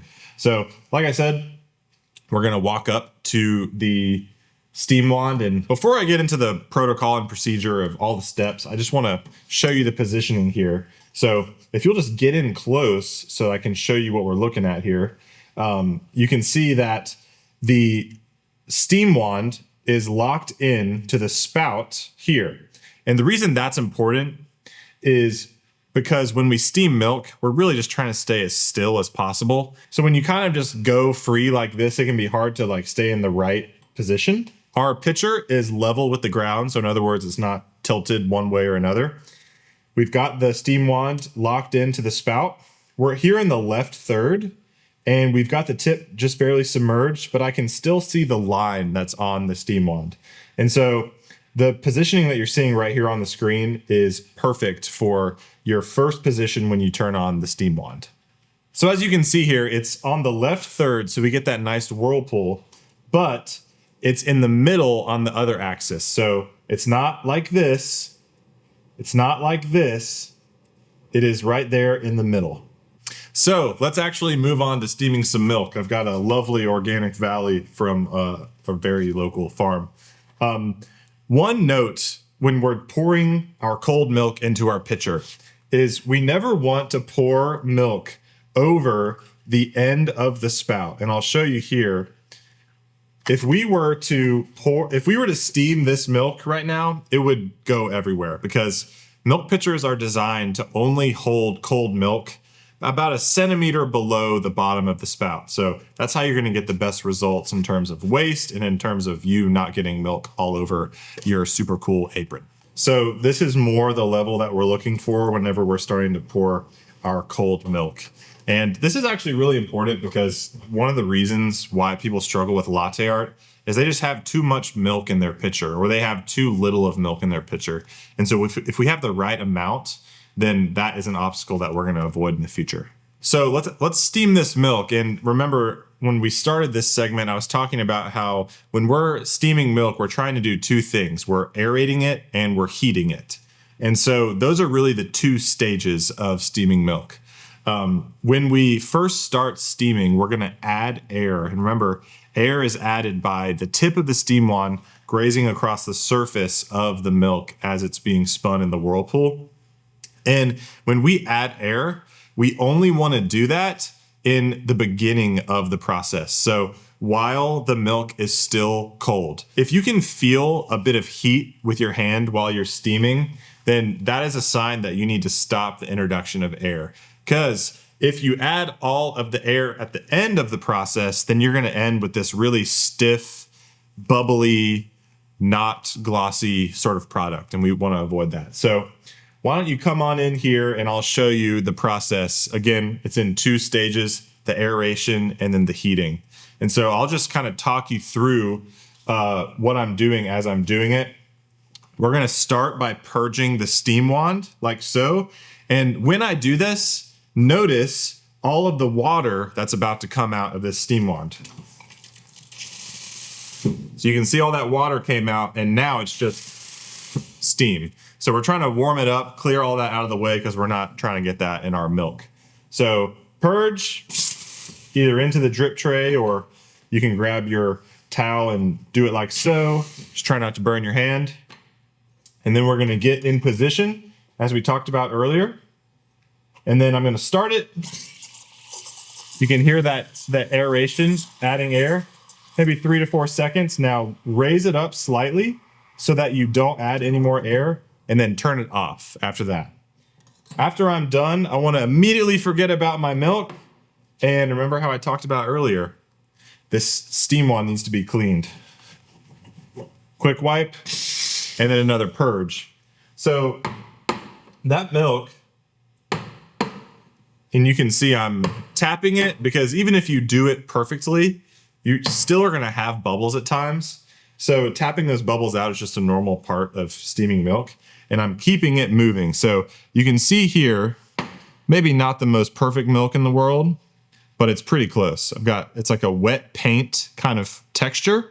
There's really no visible bubbles, and you can see that it's a nice glossy texture. The reason I'm keeping it moving like this and swirling it is if I don't do that, then the froth starts to separate on the top and the thin, actual hot milk starts to go to the bottom. And when I move it around like this, I am keeping it as one texture all the way throughout the pitcher, and that's really gonna help me when I go to pour latte art. So how do you know if your milk is the right temperature? Great question. Well, you can see as I was steaming the milk, I was feeling for temperature with my other hand.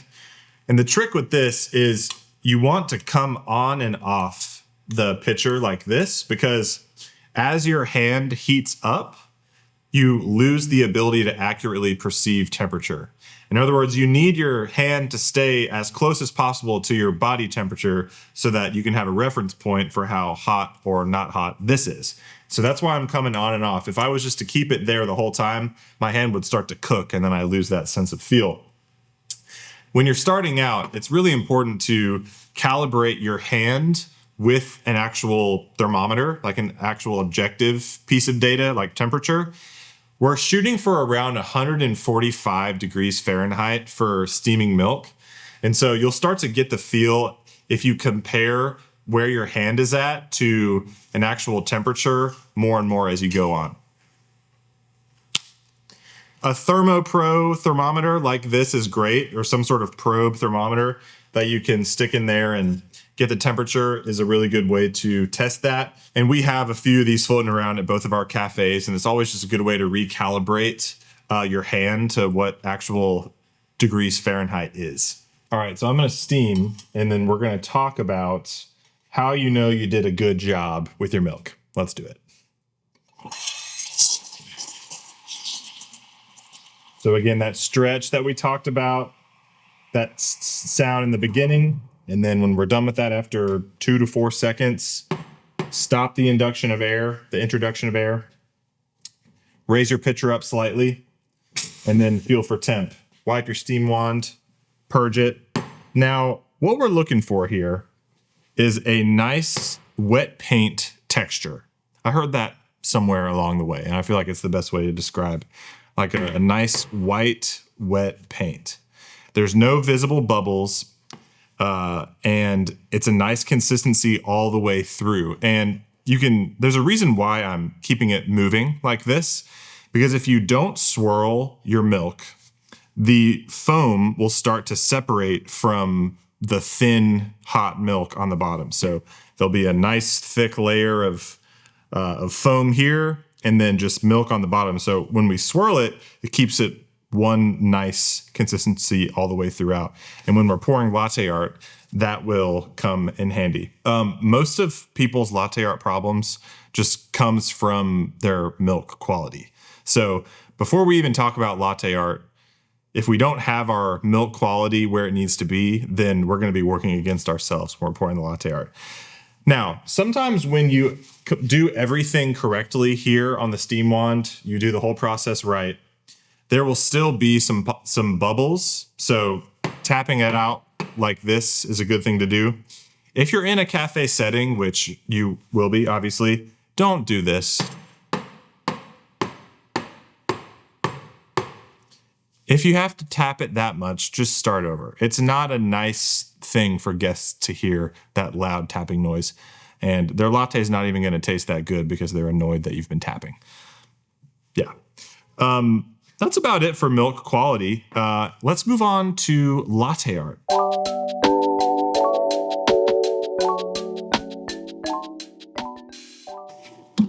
So while I'm making this coffee for you guys, I want to tell you why we pour latte art.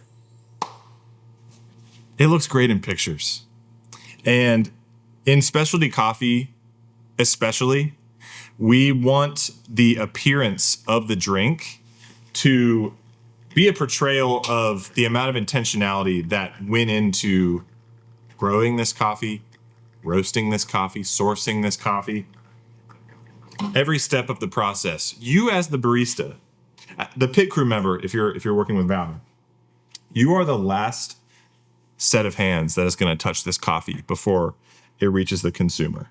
And so whether it's a latte with a bunch of syrup in it, or it's a cappuccino or a cortado, we want to put some good latte art on that drink, because it's like plating for a chef. You know, if you go to a nice restaurant and you order a nice plate of food and the chef just slabs it on the plate, you're going to think the food's going to taste worse. But plating makes the drink seem more appetizing. So, and I'm just sitting here swirling this milk again because we got to keep it moving. We're not going to cover all the designs, but we're going to cover the basics.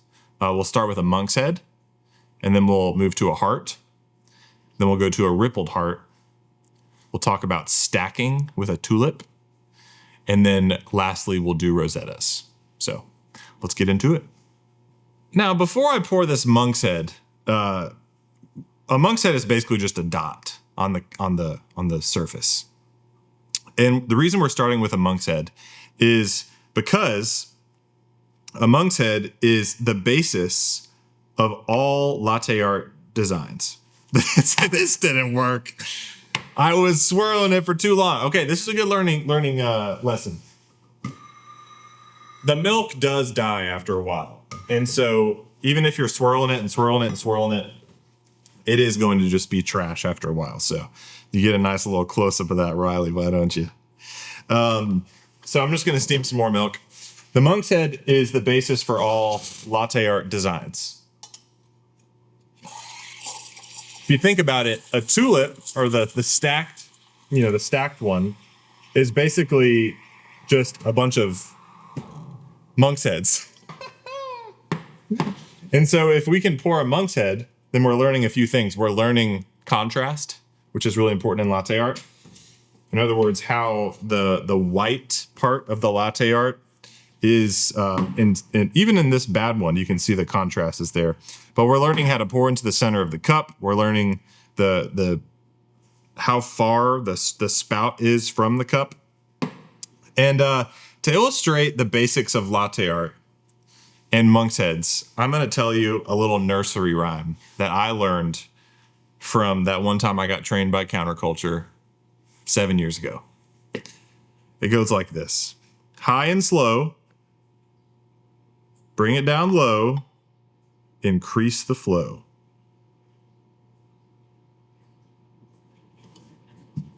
And that is latte art. So as you start to pour designs, let's get this thing out of here. As you start to pour designs, you'll start to learn how to make latte art appear. And notice in the rhyme, I said high and slow. So I'm high, and the stream it's a slow flow, high and slow. And then when I bring it down low, what I'm doing is I'm getting the spout of the pitcher closer to the surface of the drink. That is what makes latte art appear. This spout being close to the surface. That's how you get the white design. High and slow, bring it down low, and then increasing the flow, the flow of liquid. If I brought it down low, but I didn't increase the flow, my design would be tiny. And if you're learning latte art, you will inevitably go through this phase where you're kind of getting it, but all of your designs are tiny.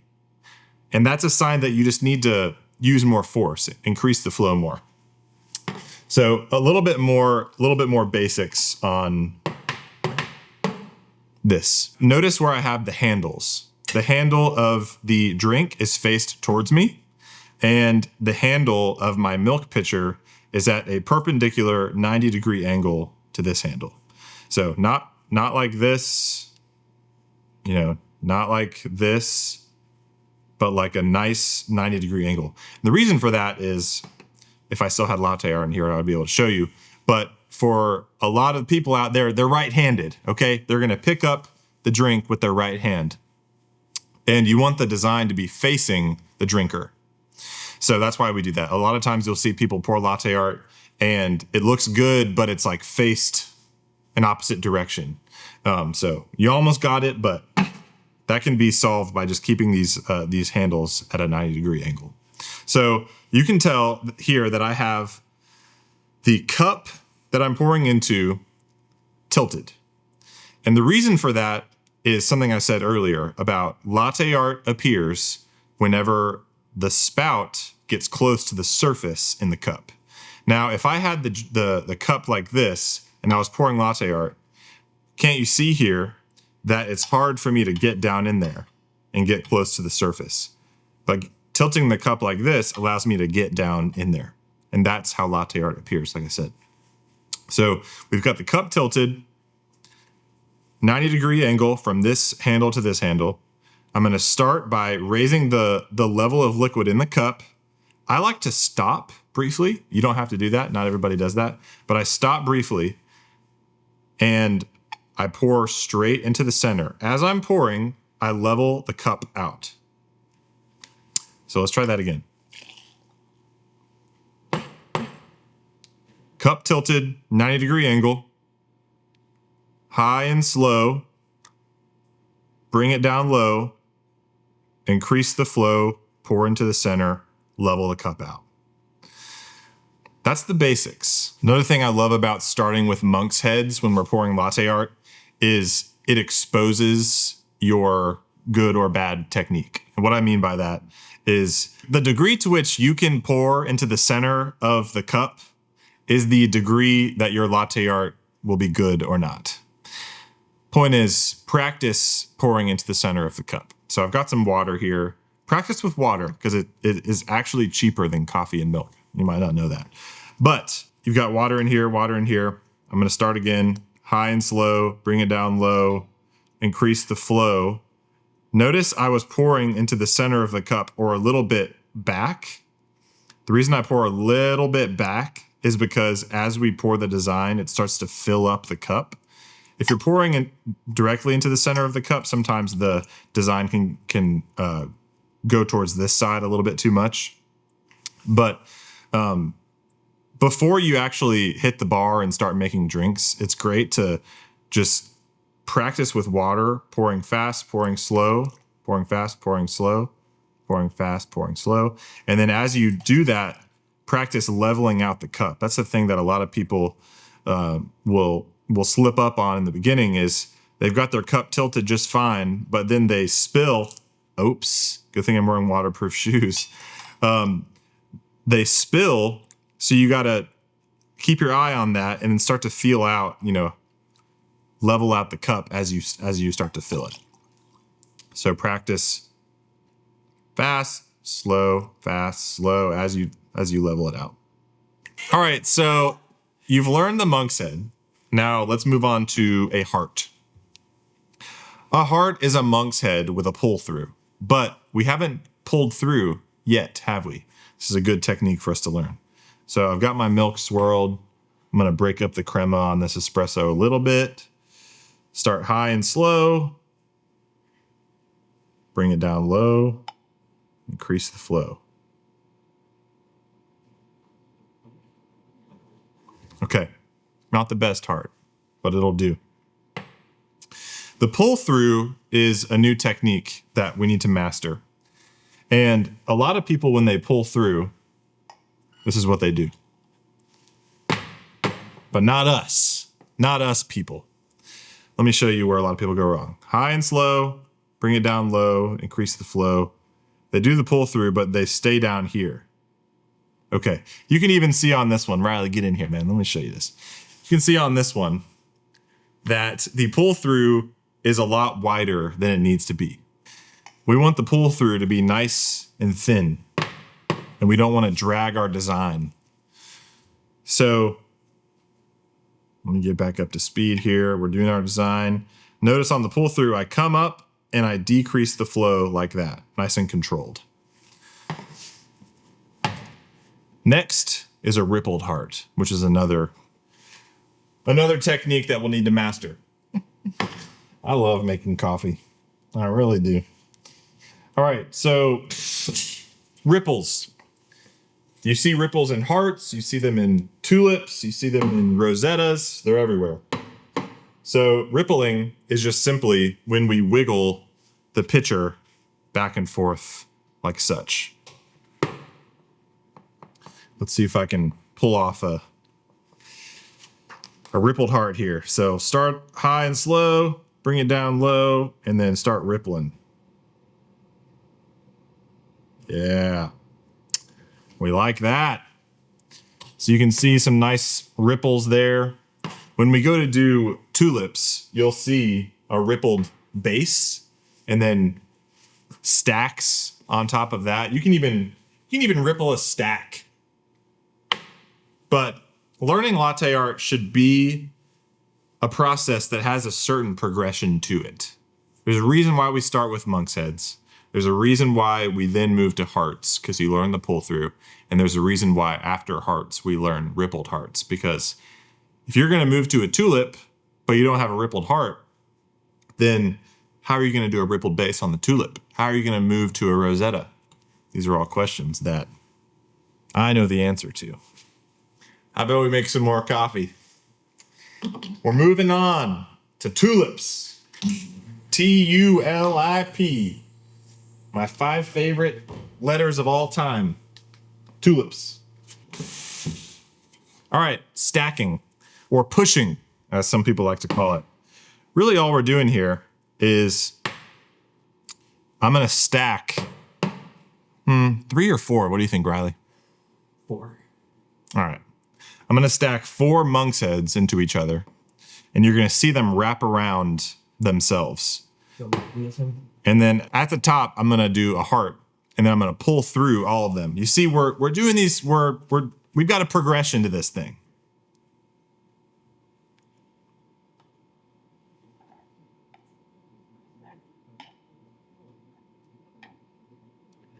Much better. And then the pull through. Surgically delivered. Ace. Got to encourage yourself. That's a key element of the latte art process. So let's diagnose, compare and contrast these 2 pours. This is actually a great idea, Riley. So you can see, one, this design is not in the center, which is why I was saying earlier we need to practice pouring into the center of the cup. It's off to the right a little bit. If you're having a latte art throwdown, and if you haven't ever heard of that, it's a latte art competition. Yes, that exists.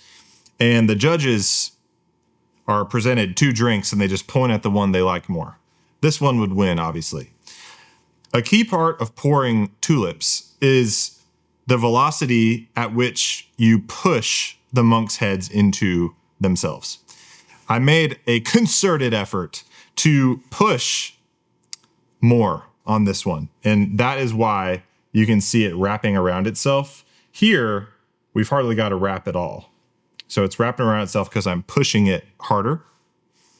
And then a nice voluptuous heart at the top with the pull through pretty much through the center of it. But you can see why on the pull through we need to raise up, because if we didn't raise up and we just pulled through down here, we would drag the entire design down the middle. No bueno. Let's talk about rippled bases next. So on this one, we're going to do another quad stack tulip, but I'm going to do a rippled base. So we're going to use all of the principles we've learned so far on one pour. Here goes nothing.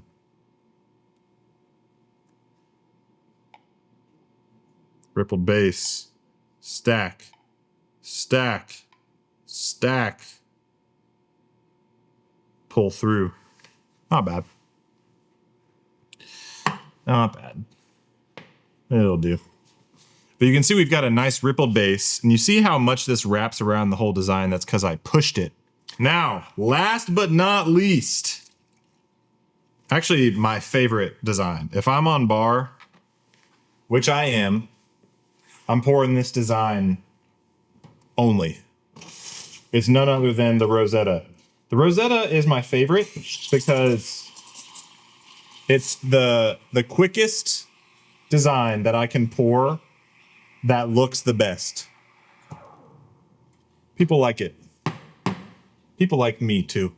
At least I hope. So again, this is gonna tie together a lot of the things we've talked about so far. We're gonna start with a rippled base, but instead of stopping and pushing like on the tulip, we're gonna keep it rippling back, and then we're gonna do a heart at the top, and then we're gonna pull through. That's a Rosetta for you.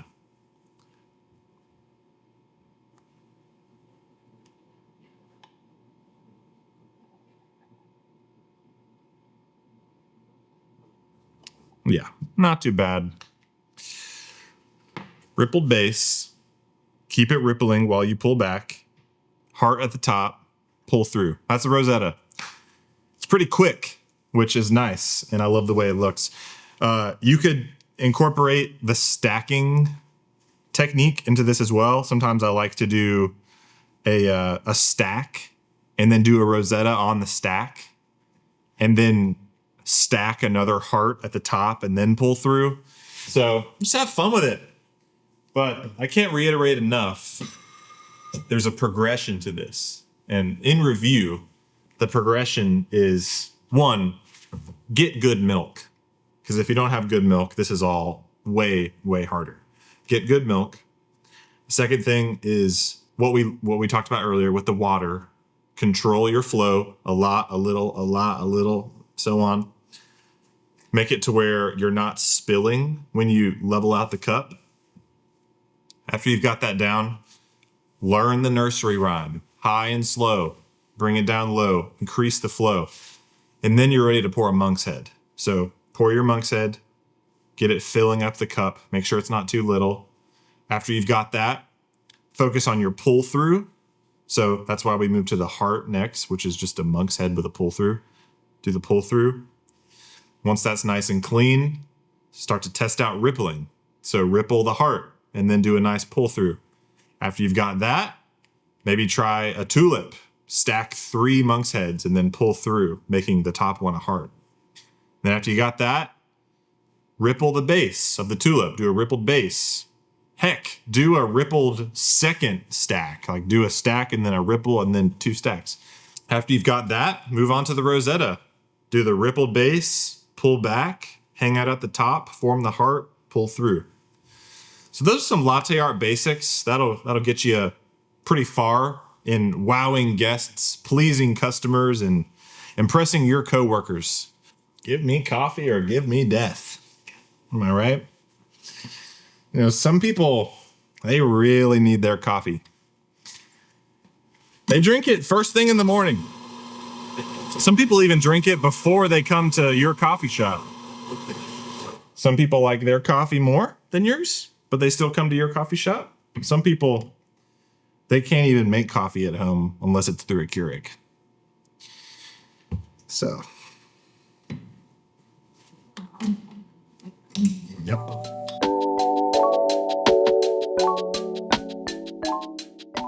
All right, so let's walk through how to make all of the drinks on a traditional espresso menu. Some of it's going to be pretty redundant for some of you, but I remember my first time on bar, someone ordered an iced latte and nobody told me how to make one. So I was like, okay, so it's a latte. That means it needs to be frothy milk. So we must steam the milk, right? So we're going to steam the milk, pour that over ice. Obviously, that was a disaster. I served it, and I think they actually drank it. My point in saying that is we know all these drinks, but maybe not all of you know how to make them. So let's get into it. So first up, let's talk about espresso. I'm going to start with a clean, dry portafilter. Grind straight into the center. If there was any question as to whether or not we weigh every shot that we're pulling, which if you have a grinder that has a timer built into it and is set to dispense a certain amount of coffee in a certain amount of time. For us, after we dial in and after we were a stickler about getting this dialed in on how many seconds it takes to pull a shot, then you don't have to weigh every shot, especially if it's for a latte. Now for espresso though, we really want to make sure we're getting down to the 10th of a gram. So I'm shooting for 18 here. So I'm going to grab a little more.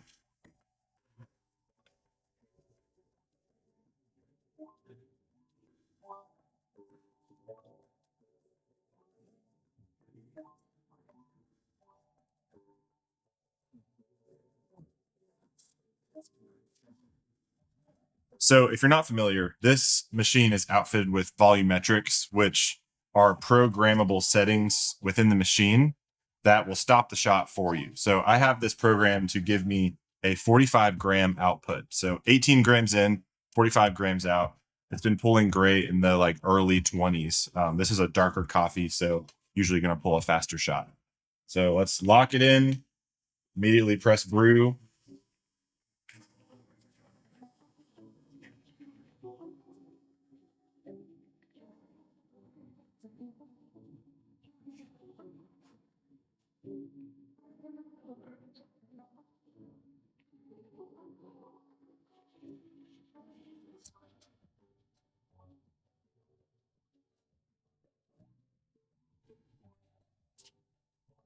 All right, so if it's an espresso for here, we want to make sure to get that drink out as soon as possible because it's a smaller drink and the crema just looks beautiful when it's not dissipated. So you can see here, we have sparkling water to the left. And if you've never been served an espresso before, we serve espresso with sparkling water because sparkling water acts as a palate cleanser. So if you have something on your palate from something you just ate or drank before you came to the cafe, then you can cleanse your palate. And it's just another way to elevate the experience and put some respect on just serving espresso straight. Every espresso is also served with a spoon. We kind of have a huge spoon here, so usually the spoons are smaller. When we stir espresso before we drink it, it does a few things. It de-stratifies the shot, which means whenever you pull an espresso, or just whenever you brew coffee in general, you have the strongest and thickest coffee on the bottom of the cup. Because if you think about it, that sludgy, syrupy espresso comes out of the machine, that's at the bottom. And then you have all of the more watery coffee towards the top. And so whenever we stir it, it just mixes all that together and you get a better representation of what that espresso actually tastes like. The second thing it does is it dissipates the crema. And crema looks cool, but it tastes bad. And so when you are just slurping the crema off the top, again, you're not getting an accurate representation of what that espresso actually should taste like. And the third thing stirring does is it brings the temperature down. And that's really useful because whenever coffee is too hot, it tastes bad because we can't really taste it. So if you think about it, if you don't stir, oftentimes a lot of people's perception of espresso is they take a little sip off the top and it's hot. They're just getting the crema and it's not de-stratified. So really they're missing out on the best espresso experience. So a lot of people don't know what to do with the sparkling water when you serve it to them, especially in areas where specialty coffee is less prevalent. I've seen people mix them together and they're like, why do I have these two cups? But that's why. It's a palate cleanser. Okay, so we covered espresso. Let's move to macchiato. As with all these drinks, we're going to start with another double shot of espresso. Got it ground there. Nice even tamp. No funny business on the way out. Gonna purge. Wipe. Immediately press brew. Labels out.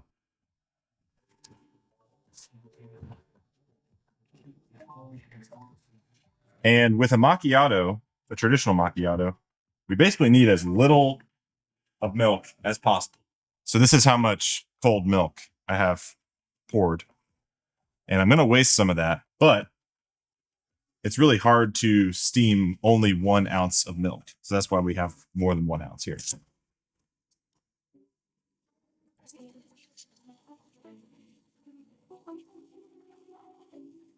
We want it to get pretty thick and foamy, but still have a nice microfoam.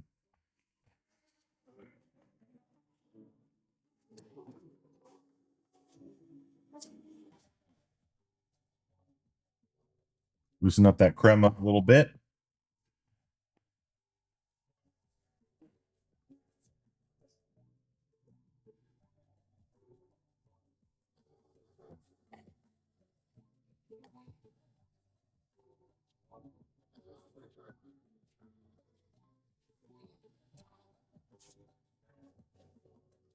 A note with macchiatos, a traditional macchiato often is made by taking the froth in the pitcher after you steam it, taking it out with a spoon and dolloping it over the espresso. So that's one way you can do it as well. But I like to just steam the milk thicker and still try to get a nice design, that's an okay design. But I like having latte art on every drink that goes out. So that's why I like to do it this way. Let's move on to the hippest drink on the menu, cortado. So once again, going to start with a shot of espresso. A cortado is served in this traditional Gibraltar glass. It's about 4.5 ounces. And once again, we're just going to steam up some milk with some nice microfoam and pour up all the way to the top. If I haven't mentioned it so far, that's an important thing that some people miss when they're first starting out making coffee. These cups are designed to be filled up all the way to the top.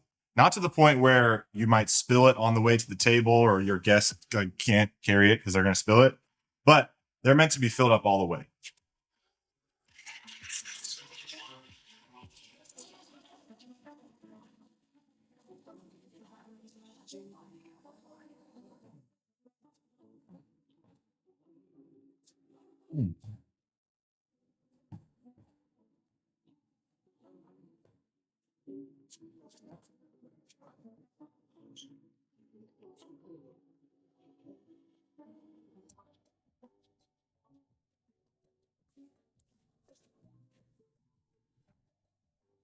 So that's a cortado. Let's move on to cappuccino. So we've got our shot pulling here for our next drink, cappuccino. So remember, the cappuccino is 6 ounces. So we're going to have around 2 ounces of espresso and then about 4 ounces of milk. We're going to steam the milk a little bit more frothy, but not to the point where we can't pour latte art.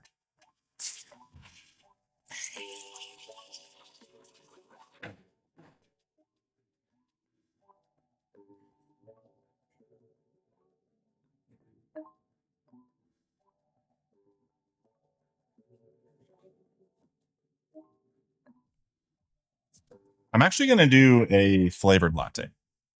So next up is the latte.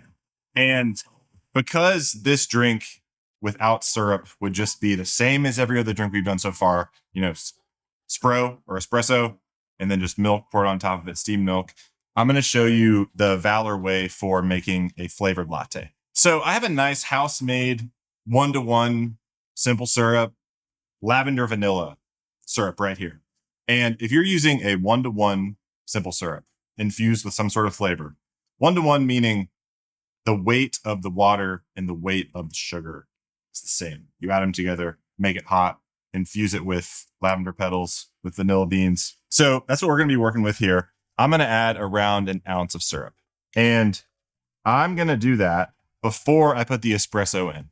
And the reason for that is if we always do the syrup first and then the espresso and then the milk on top, that's just going to have a lot of benefits for us. One of them might be like, if I'm in the middle of making this drink and I've got syrup in it and I pull a shot on top of the syrup and then I get called away, the guest spilled a drink and I need to go help them. Then if Riley, the cameraman, walks back up to the bar and he sees espresso in this cup and he sees lavender vanilla latte needs to be made, he doesn't need to ask me if syrup is in the cup because he knows that we're on the same page, that we do syrup first, then espresso, then milk. So I'm going to pull the shot right on top of the syrup.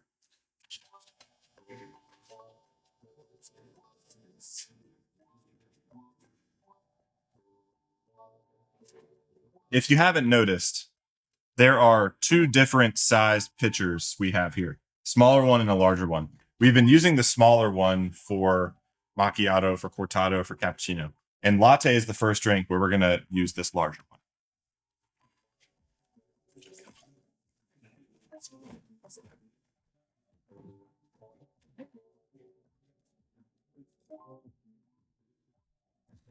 Oh, latte love.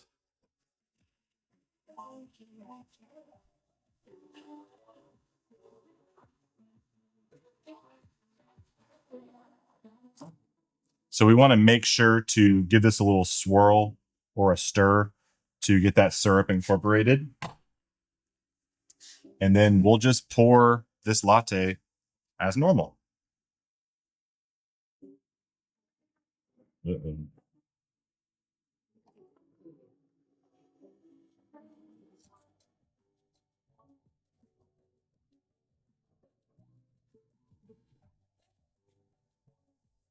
And so this is how we would serve a flavored latte.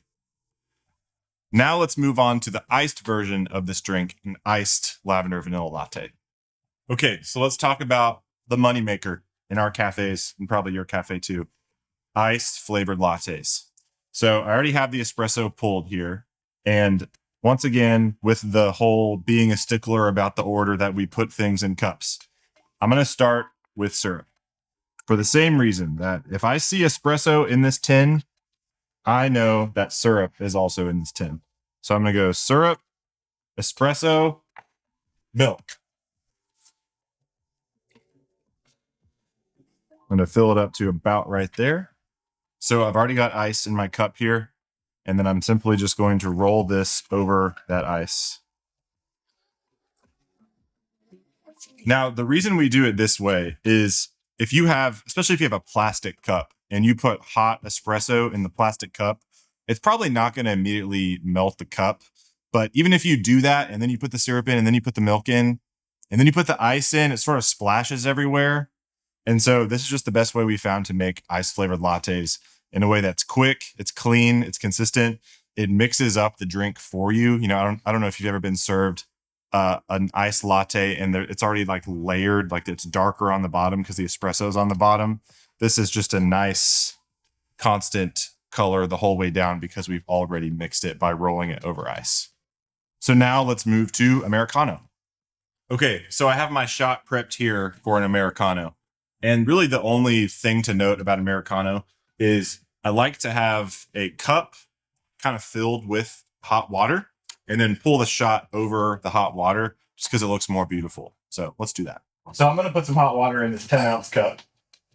Leave about that much room.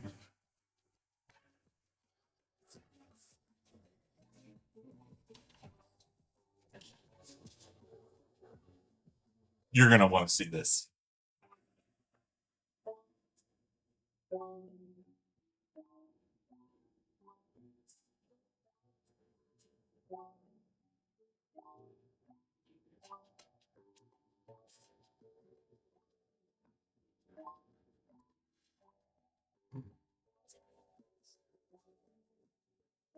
So as you can see on this drink, we still have some of that crema on the top, which I like and is not as present whenever you do the espresso first and then the hot water.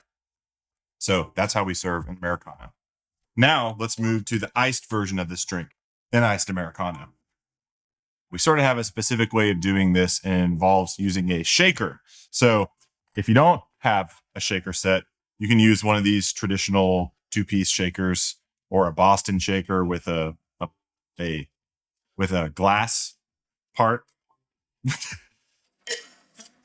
Or you could use a Boston style shaker that has a glass top part or one of those that just goes in your hand like that. Doesn't matter. So we're going to take our espresso, add it to the small tin. And then what I'm going to do is fill this tin probably about halfway up to where I have like a short Americano, if you will, or a stronger Americano. And then I'm going to shake that with a little bit of ice, completely dilute that ice, and it'll also chill the beverage, and then pour that over fresh ice.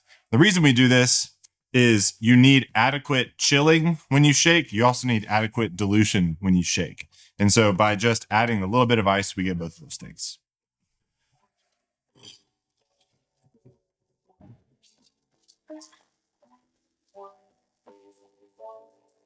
Oh, yeah. Perfect. So that ice is just about all the way gone. And then we're just going to pour this straight over fresh service ice. We got a nice cascading iced Americano. So now let's move on to our first and only non-espresso based beverage, which is a coffee with cream and sugar. Now hear me out. I know it's simple, but I like the way that we put the syrup in first, then we put the cream in, and then we pour the coffee on top. So that's how we do it. What is this thing called? You've just completed Barista 101, where we lay out all the fundamentals necessary to get your career in coffee behind the bar started. The whole point of this course is to get your compass pointed either back to north, or if you're just starting out, north for the first time, laying a bunch of fundamentals that are going to help you in your career in coffee. And whenever you learn a new skill and you feel good about the fundamentals that you've got under your belt, and then you start working on bar and, weeks and months past, it can be easy to get off of that true north. Maybe your tamp starts to look weird. It starts to look different than when you first learned it. And so I encourage you to reference back to this course as you continue in your career and just get back to those basic fundamentals that you started with. Feel free to go back into any of the sections or chapters that we've gone through so far and cherry pick any ideas or concepts that you need to brush up on. Be sure to check out our other courses and resources that are either soon to drop or we already have on the community. Thanks so much for going through this course.